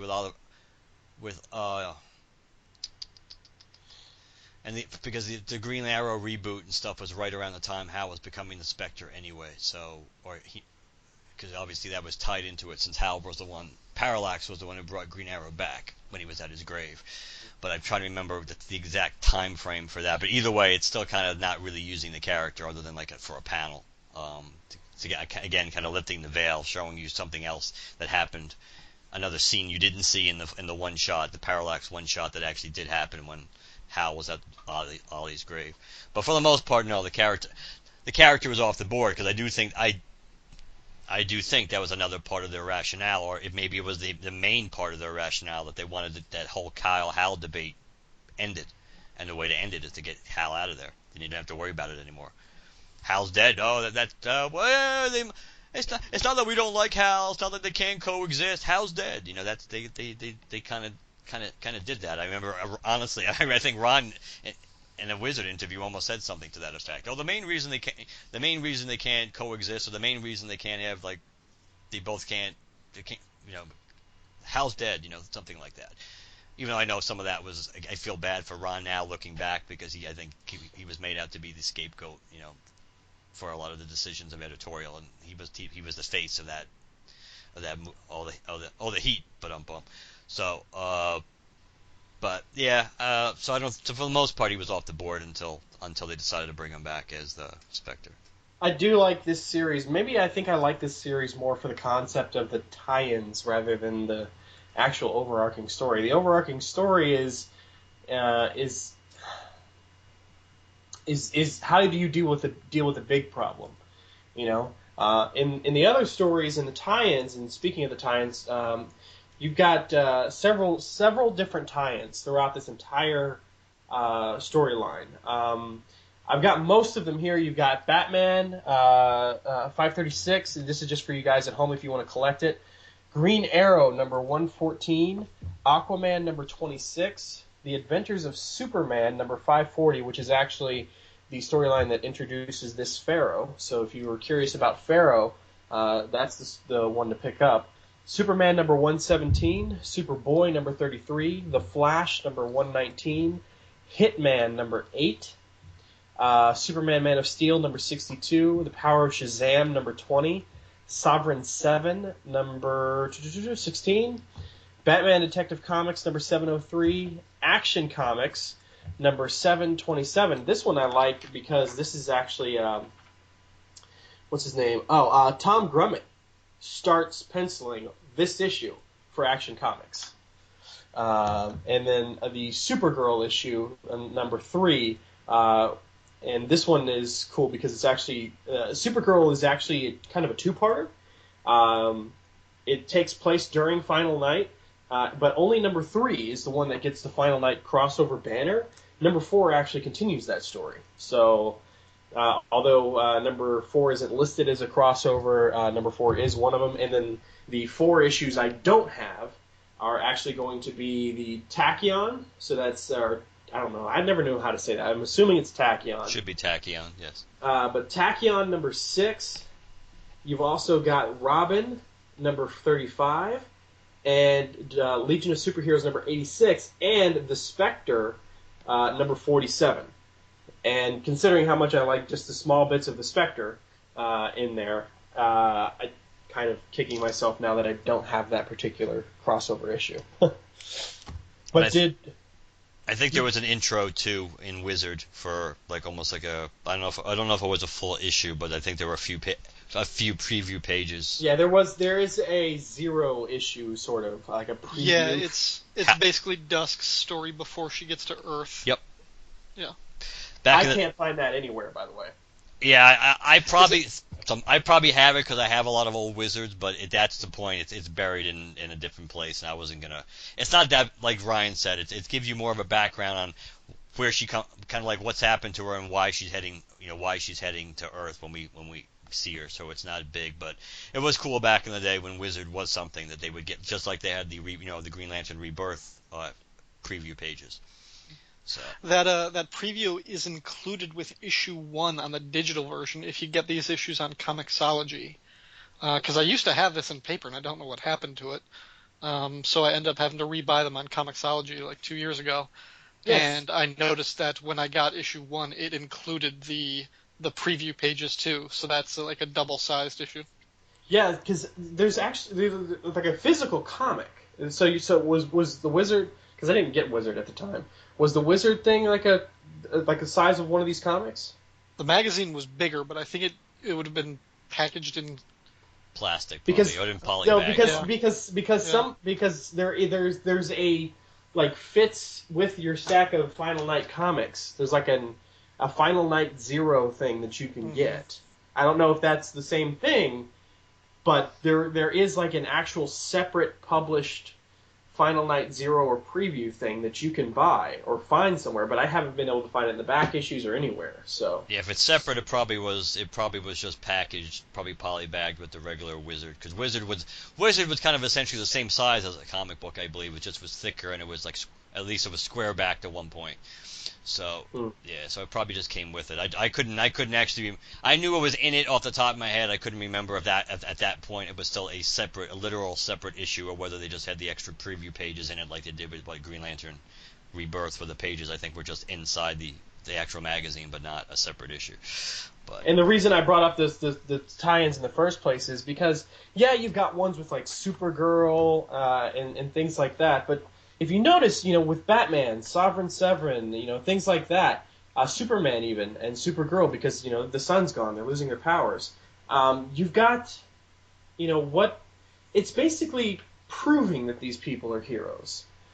Like, there's nothing Aquaman can do to stop the Sun Eater, right? There's nothing he can do, but it shows him going about still helping people, protecting things, doing what he can in the meantime. So that's probably, now that I think about it, that's probably what I like most about the Final Night stories. Not necessarily the main overarching point, although obviously there are things I do like about the main overarching story and the characters involved, certain characters involved. But just the concept of, we've got this group over here dealing with the big problem, but meanwhile, we've got all these, heroes doing what heroes do. So that's what I like about it. By the way, the Batman issues, no Mr. Freeze. The Batman one is a Man-Bat story. Oh, yeah. And then the detective one is the cover of him with holding the match. Right. Yes. Do any of you guys, do you guys remember any of the particular tie-ins? Did any of them jump out to you? I had those, and I think I had the Green Arrow one, but I couldn't tell you what it was about. That's the one with actually a unique cover in all of them. It's got white panels on the sides, and then just sort of like a vertical shot of Connor, just like got his hands bundled up and blowing into him in the cold as snow's falling down on him. Mm-hmm. That's a really cool looking cover. The Green Lantern one was the only one I actually really remember. I don't think I bought a lot of other tie-ins for this. I think I probably may have even had more non-Lantern related tie-ins to, like, let's say Underworld Unleashed than I did for this. I don't think I have many things other than the actual proper issues in Green Lantern ones. I don't think I picked up anything really for this. Yeah, the Shazam one, the Power of Shazam one, I really enjoy. This one it's actually by Jerry Ordway, and it's guest starring Superman. So it's a Superman Shazam team up during all of this. So that's pretty cool. And the Supergirl one is interesting. And I say interesting. I didn't necessarily say the greatest because it's her going up against Gorilla Grodd, while Grodd is doing one of his turn everybody into monkeys kind of things. So it's interesting. Oh, that Grodd. He does one thing very, very well, and he goes back and he hits that beat over and over again. And the art in the Supergirl one is actually not bad at all. Oh, there you go, Gary Frank. Oh, yeah. Yeah, so there's that. But yeah, I just thought I'd bring some of that up because anybody out there who's been looking for these, there's your official. Well, see, bannered. They have the Final Night banner on them. I was looking at Michael Bailey's website, The Fortress of Baileytude, and he does have a section on his website. There's a page, if you Google it, you can find it. There's a page where you can see various events that DC has had throughout its history and the issues that are in it. And he has all of these issues listed, but also like 5 or 6 others that I set aside and Googled, and I pulled up the cover image of, and none of them have the name Final Night on them. They're not branded as Final Night books. But like there's an Azrael book in there and stuff like that, so I don't know if those are like Supergirl number 4 is, that it's just continuing the prior issue, or takes place during Final Night, but it's not an official Final Night crossover. I don't know why they wouldn't brand it just to get the extra sales. But heads up. Yeah, there were other books that came out that month that didn't have the Final Crisis banner, and maybe they just sort of just very quietly, very subtly addressed the fact that, hey, been dark for 36 hours now. Yeah. I'm still going to go kill this guy. I wonder if they tried to work in any actual science to this. Like, if the sun were to go out, how long do we have? Well, I'm sure there are documentaries about that. I'm sure there are whole specials on, the like Planet Earth specials, like one of the Life After People, Life After the Sun. Yeah. But obviously they had to alter it because it would have taken a lot longer for life to go out. But like it probably would have taken longer for the Earth to go out to begin with. I'd like to think it would have taken longer, even if the sun was just being completely covered by something, as opposed to, that's why I think why they kind of upped it with the whole hypernova thing. Forget about the cold killing you. This is gonna break you. And that part I actually looked up, and I guess Carl Kiesel did kind of do a little bit his research in that sense, because usually what would be happening there it would create a black hole, if the sun was losing that kind of energy. But I kind of looked it up on some general things. If something were to cause it to not lose its mass, if it was so compacted that instead of the gravitational collapse creating a black hole, it would just explode outwards and create a supernova. So that part, I mean, he doesn't go into a lot of details. It's not like Neil deGrasse Tyson or something explaining all of this, but he does that science checks out more or less. That's cool. All right. Any final thoughts on the final night event? Or Hal Jordan himself? I liked the crossover event. I liked that it showed the heroes, like I said at the beginning, it shows the heroes being challenged in ways that we don't usually see them being challenged. It shows a test of humanity's fortitude. We see people at their worst. We see people at their best. And ultimately, it affords the opportunity for a disgraced hero to give his life for a noble cause and try to give some act of redemption. Whether or not he succeeds, I don't know. I'm not sure if this changed the way people felt about Green Lantern and Parallax at the time. I don't know enough about what the prevailing wisdom and the prevailing fan base felt about Hal Jordan at the time that this came out. So Mark does.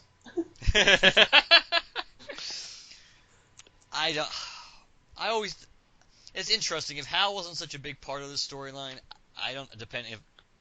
let's say if it was Firestorm or the Ray or somebody that ended up like saving the sun, I don't know if I would like the story as much. I think it does hold a special place in obviously Green Lantern fans' hearts because of not just Hal's role in this, but Kyle's too, because Kyle actually has a relatively major role across the board even before he goes off looking for Hal. And plus, it's a good insight into Kyle too. And what makes Kyle a good character is that Kyle wasn't. And I've always thought about this too, about especially when they did it in the one of the specials when we found out the Ganthet came to Guy first to try to get him to take the ring. That I've always thought about how things would have been so much different if Guy had taken the ring. And one thing I always have thought about was Final Night, because number one, there's no way Guy would be able to suck it up enough to go look for Hal's help. Nor would Guy probably be able to say the right things to even have Hal consider it. But because of the relationship that Kyle and Hal have always had, even though they've been adversarial, and it's been an adversarial relationship up to this point, there was always that respect that they had for each other, and is that Hal obviously can see a younger version of himself in Kyle, and kind of the way, again, continuing Brian's point, how Vader can see himself in Luke, and how Vader can see, well, if I had made all the right decisions, I could be Kyle, or at least if I go back again, I'd like to be Kyle and have that shot. And as Kyle gets more experience, Kyle more can understand what led Hal.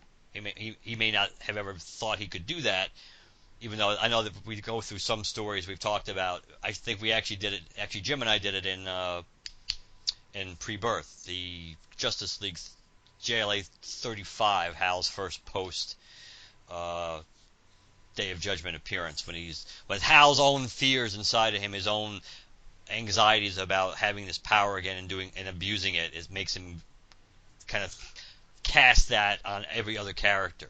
And the way and with Kyle, he picks up on it, and it's somewhat true, but he's just looking for the worst in everybody. That Kyle's fear deep down that he zeroed in on was that Kyle's afraid that he's going to end up like Hal and do the same thing and let the power corrupt him. So there's kind of like there's certainly a relationship on both ends there. So I think that I do like that. So it's a good Green Lantern story across the board. It's good for Kyle that he's able to say, hey, no ego involved here. I know I don't have the experience. I know I don't have the power. Hal does.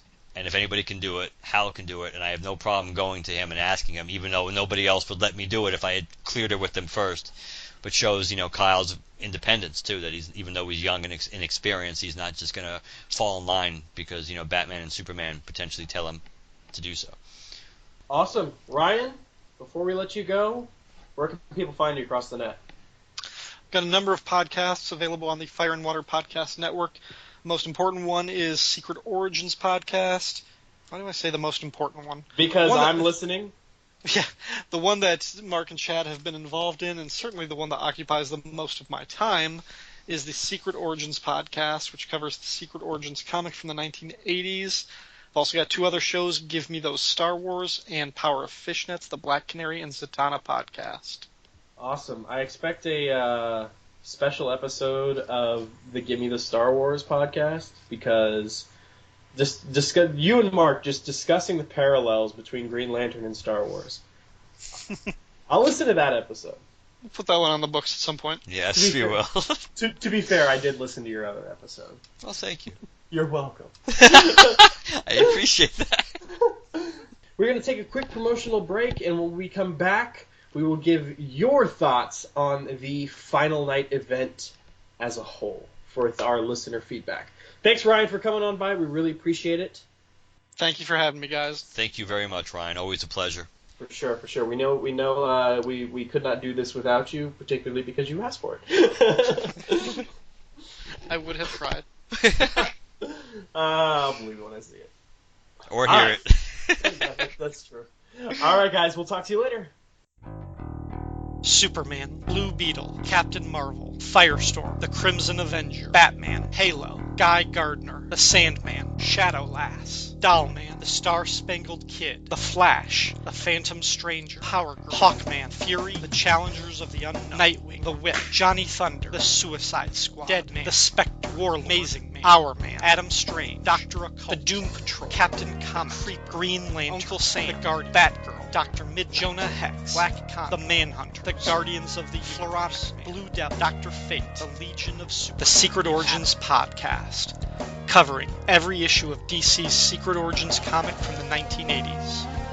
Hosted by Ryan Daly and a multitude of guests from the podcast and blogging community. Secret Origins Podcast. Find it on iTunes, Stitcher Radio, and at fireandwaterpodcast.com. Stop and listen! Stop and listen to me! Listen! Listen! Listen to me! They're not human! Everyone! They're here already! You're next! November 4th, 1988. Earth is invaded by an alien alliance composed of several species, including the Dominators, the Khunds, the Tanagarians, and the Durlans. And they want our superheroes. Even though Australia has been decimated, the United Nations response is unequivocal. Drop dead.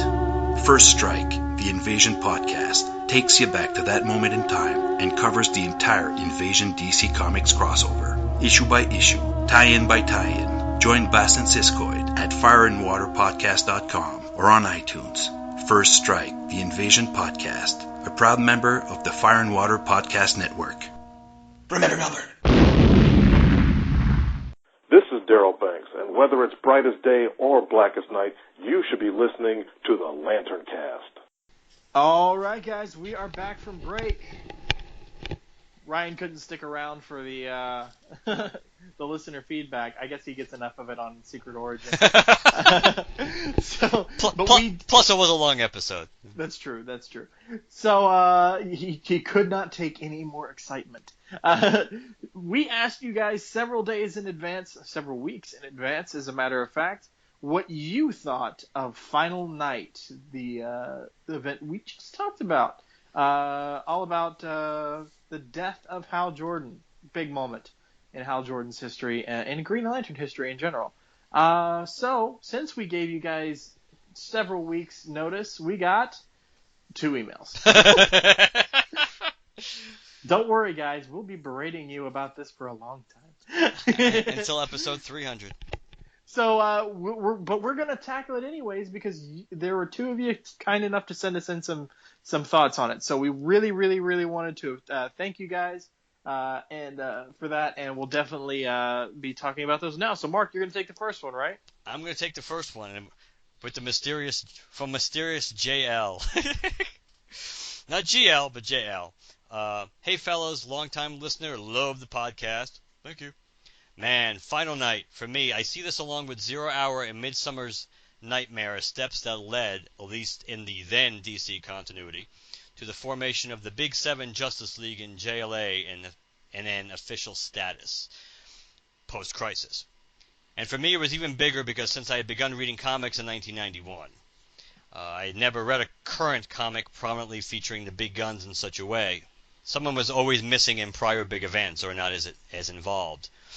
Now, as far as it relates to the Green Lanterns, I felt it gave pretty good closure that Hal Jordan somehow came to terms and amends with both rest of the heroes and seemed to establish a rapport of sorts with Kyle.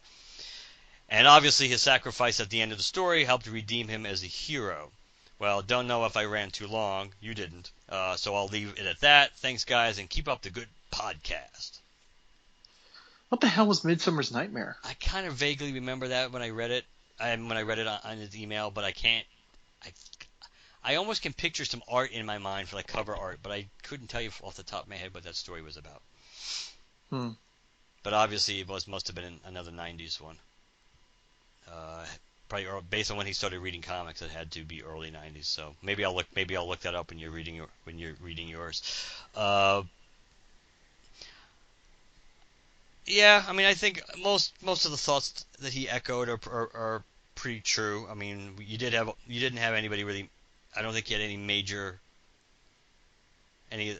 character that was really completely absent. I think from Final Night, not any of the main ones anyway. Like for the ones you think of with the Justice League. Even though was Aquaman in that? I'm trying to remember that. No. I'm trying to remember. I was thinking back off the top of my head. I don't kind of remember a scene with Aquaman, but either way. But Batman, Wonder Woman, Superman, Green Lantern, the Flash. I think they were represented. I mean, it kind of was a nice, though temporary, conclusion, I think, to Hal's relationship with Kyle, because he and Kyle always had a good rapport.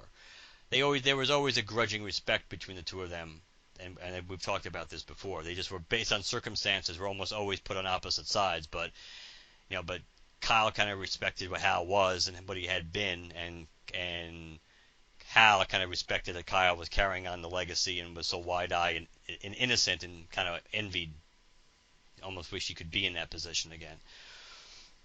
Yeah, I mean, we know Hal's sacrifice was it was appropriate. It certainly was based on DC wanted from Hal and what they thought they needed from that character. I think, even if it was mostly reading between the lines to just try to get the Kyle Hal debate off the shelf. I mean, off the plate, and not have to deal with it anymore. As far as they were concerned at the time, forever, push it away. Don't deal with it.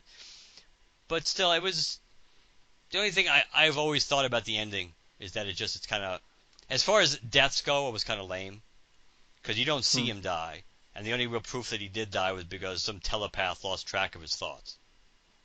So that kind of was always kind of lame to me. It seemed like there were so many ways that they had wanted to bring him back by not saying that by him not actually dying.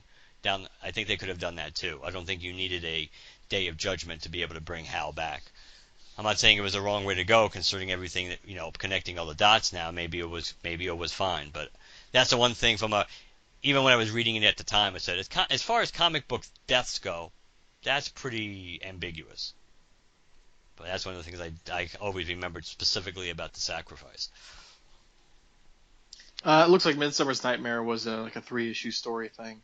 Okay. Written by Mark Waid. I think it was when the JLA, not Justice League of America, but the JLA title, that group of characters came together for the first time. I think it might have been their first storyline. Cool. Alrighty. Next email? Next email. All right, this is from a Richard Green, I believe. Yes. It is entitled, What Do I Remember / Enjoy About DC Comics Final Night Event? Good morning, members of the LanternCast. Sorry for the late reply. Raising quadruplet 3-year-old girls is a full-time...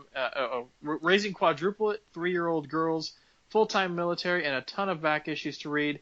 I kind of get lost in time, but I am going to throw down in a quick email exactly what was most memorable for me about the Final Night event. So going ahead to how young I am, I had started reading Green Lantern when I was roughly 5 or 6, which would have placed the year around 1988 to 89. So I can definitely fall into that category of kids who say they used comics to escape the day-to-day drone of life. And I have always been infatuated with Green Lantern, initially with Hal Jordan, which then led me to learn more about the history, ultimately leading me to my true love of Alan Scott, which is neither here nor there. The reason I bring it up, though, is because anyone who really remembers or started with Green Lantern learned more about Hal Jordan and how he was the pinnacle of the Green Lantern mythos. So with the events leading up to the whole Parallax consumption absolutely floor-dropping, I mean, how could one character we come to know and connect with become something so evil? Now let's go to Final Night. We all know it's about the Sun Eater coming to literally devour our sun, which will ultimately kill off the inhabitants of Earth. A huge crisis which requires all the superheroes and some villains to team together to try and stop this.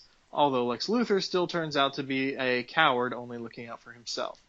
But we finally come to the climax where all the other plans have failed and they have one last shot to save Earth, though it will result in a ridiculous flood if it succeeds.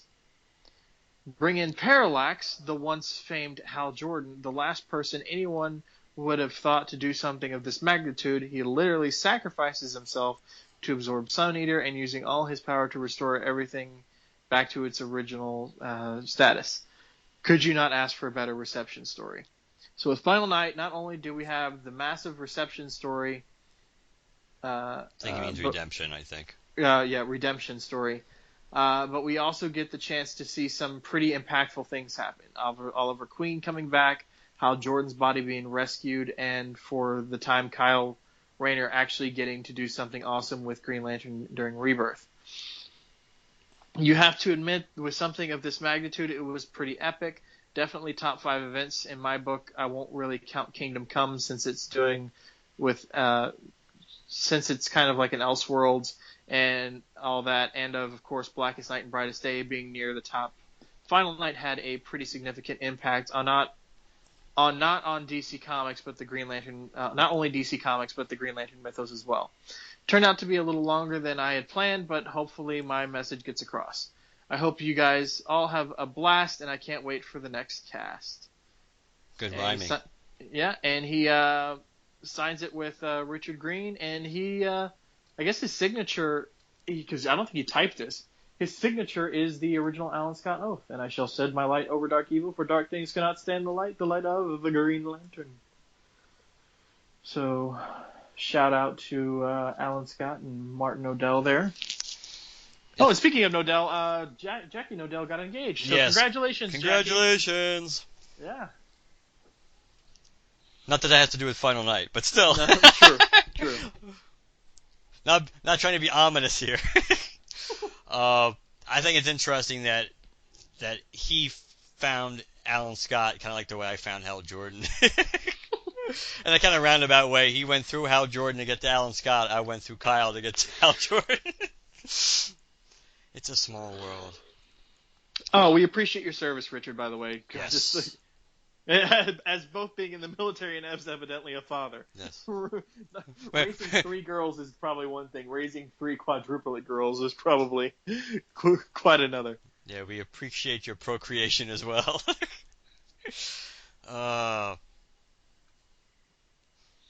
His thoughts are pretty straight on.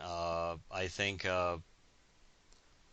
yes, the fallout from Final Night, had a lot of impact in the DC universe, more than probably anybody would have thought at the time. Hal went to go visit Ollie's grave, and at the time he probably didn't think, you didn't really think too much of that. And then of course you found out that was the moment when he pretty much went on his rather obscure journey to find DNA of Ollie to be able to clone him and bring him back. It set the stage for Hal being in the sun, set the stage for his body, as Richard mentioned, for Hal's body still being there. Why it's in a coffin still was never a really good explanation.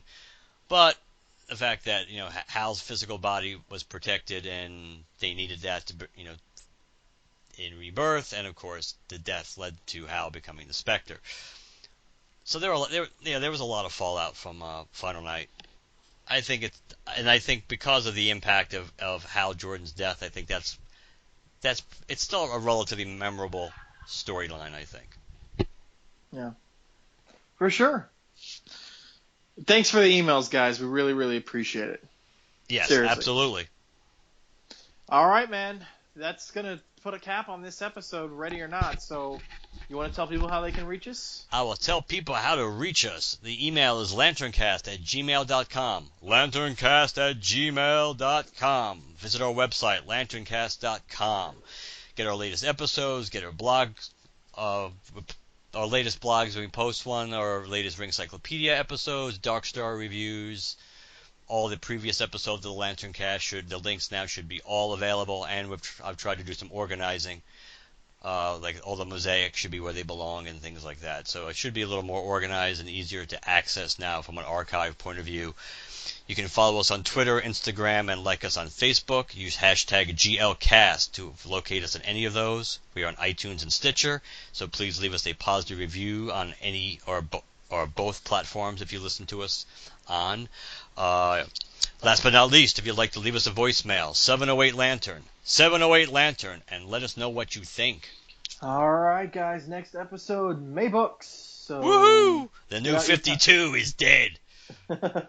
So, ding dong. I was thinking that too. Anyway, Get some munchkins. All right, guys. Next episode, like I said, May Books, and we'll talk about that. So get your books ready, and we'll see you next week.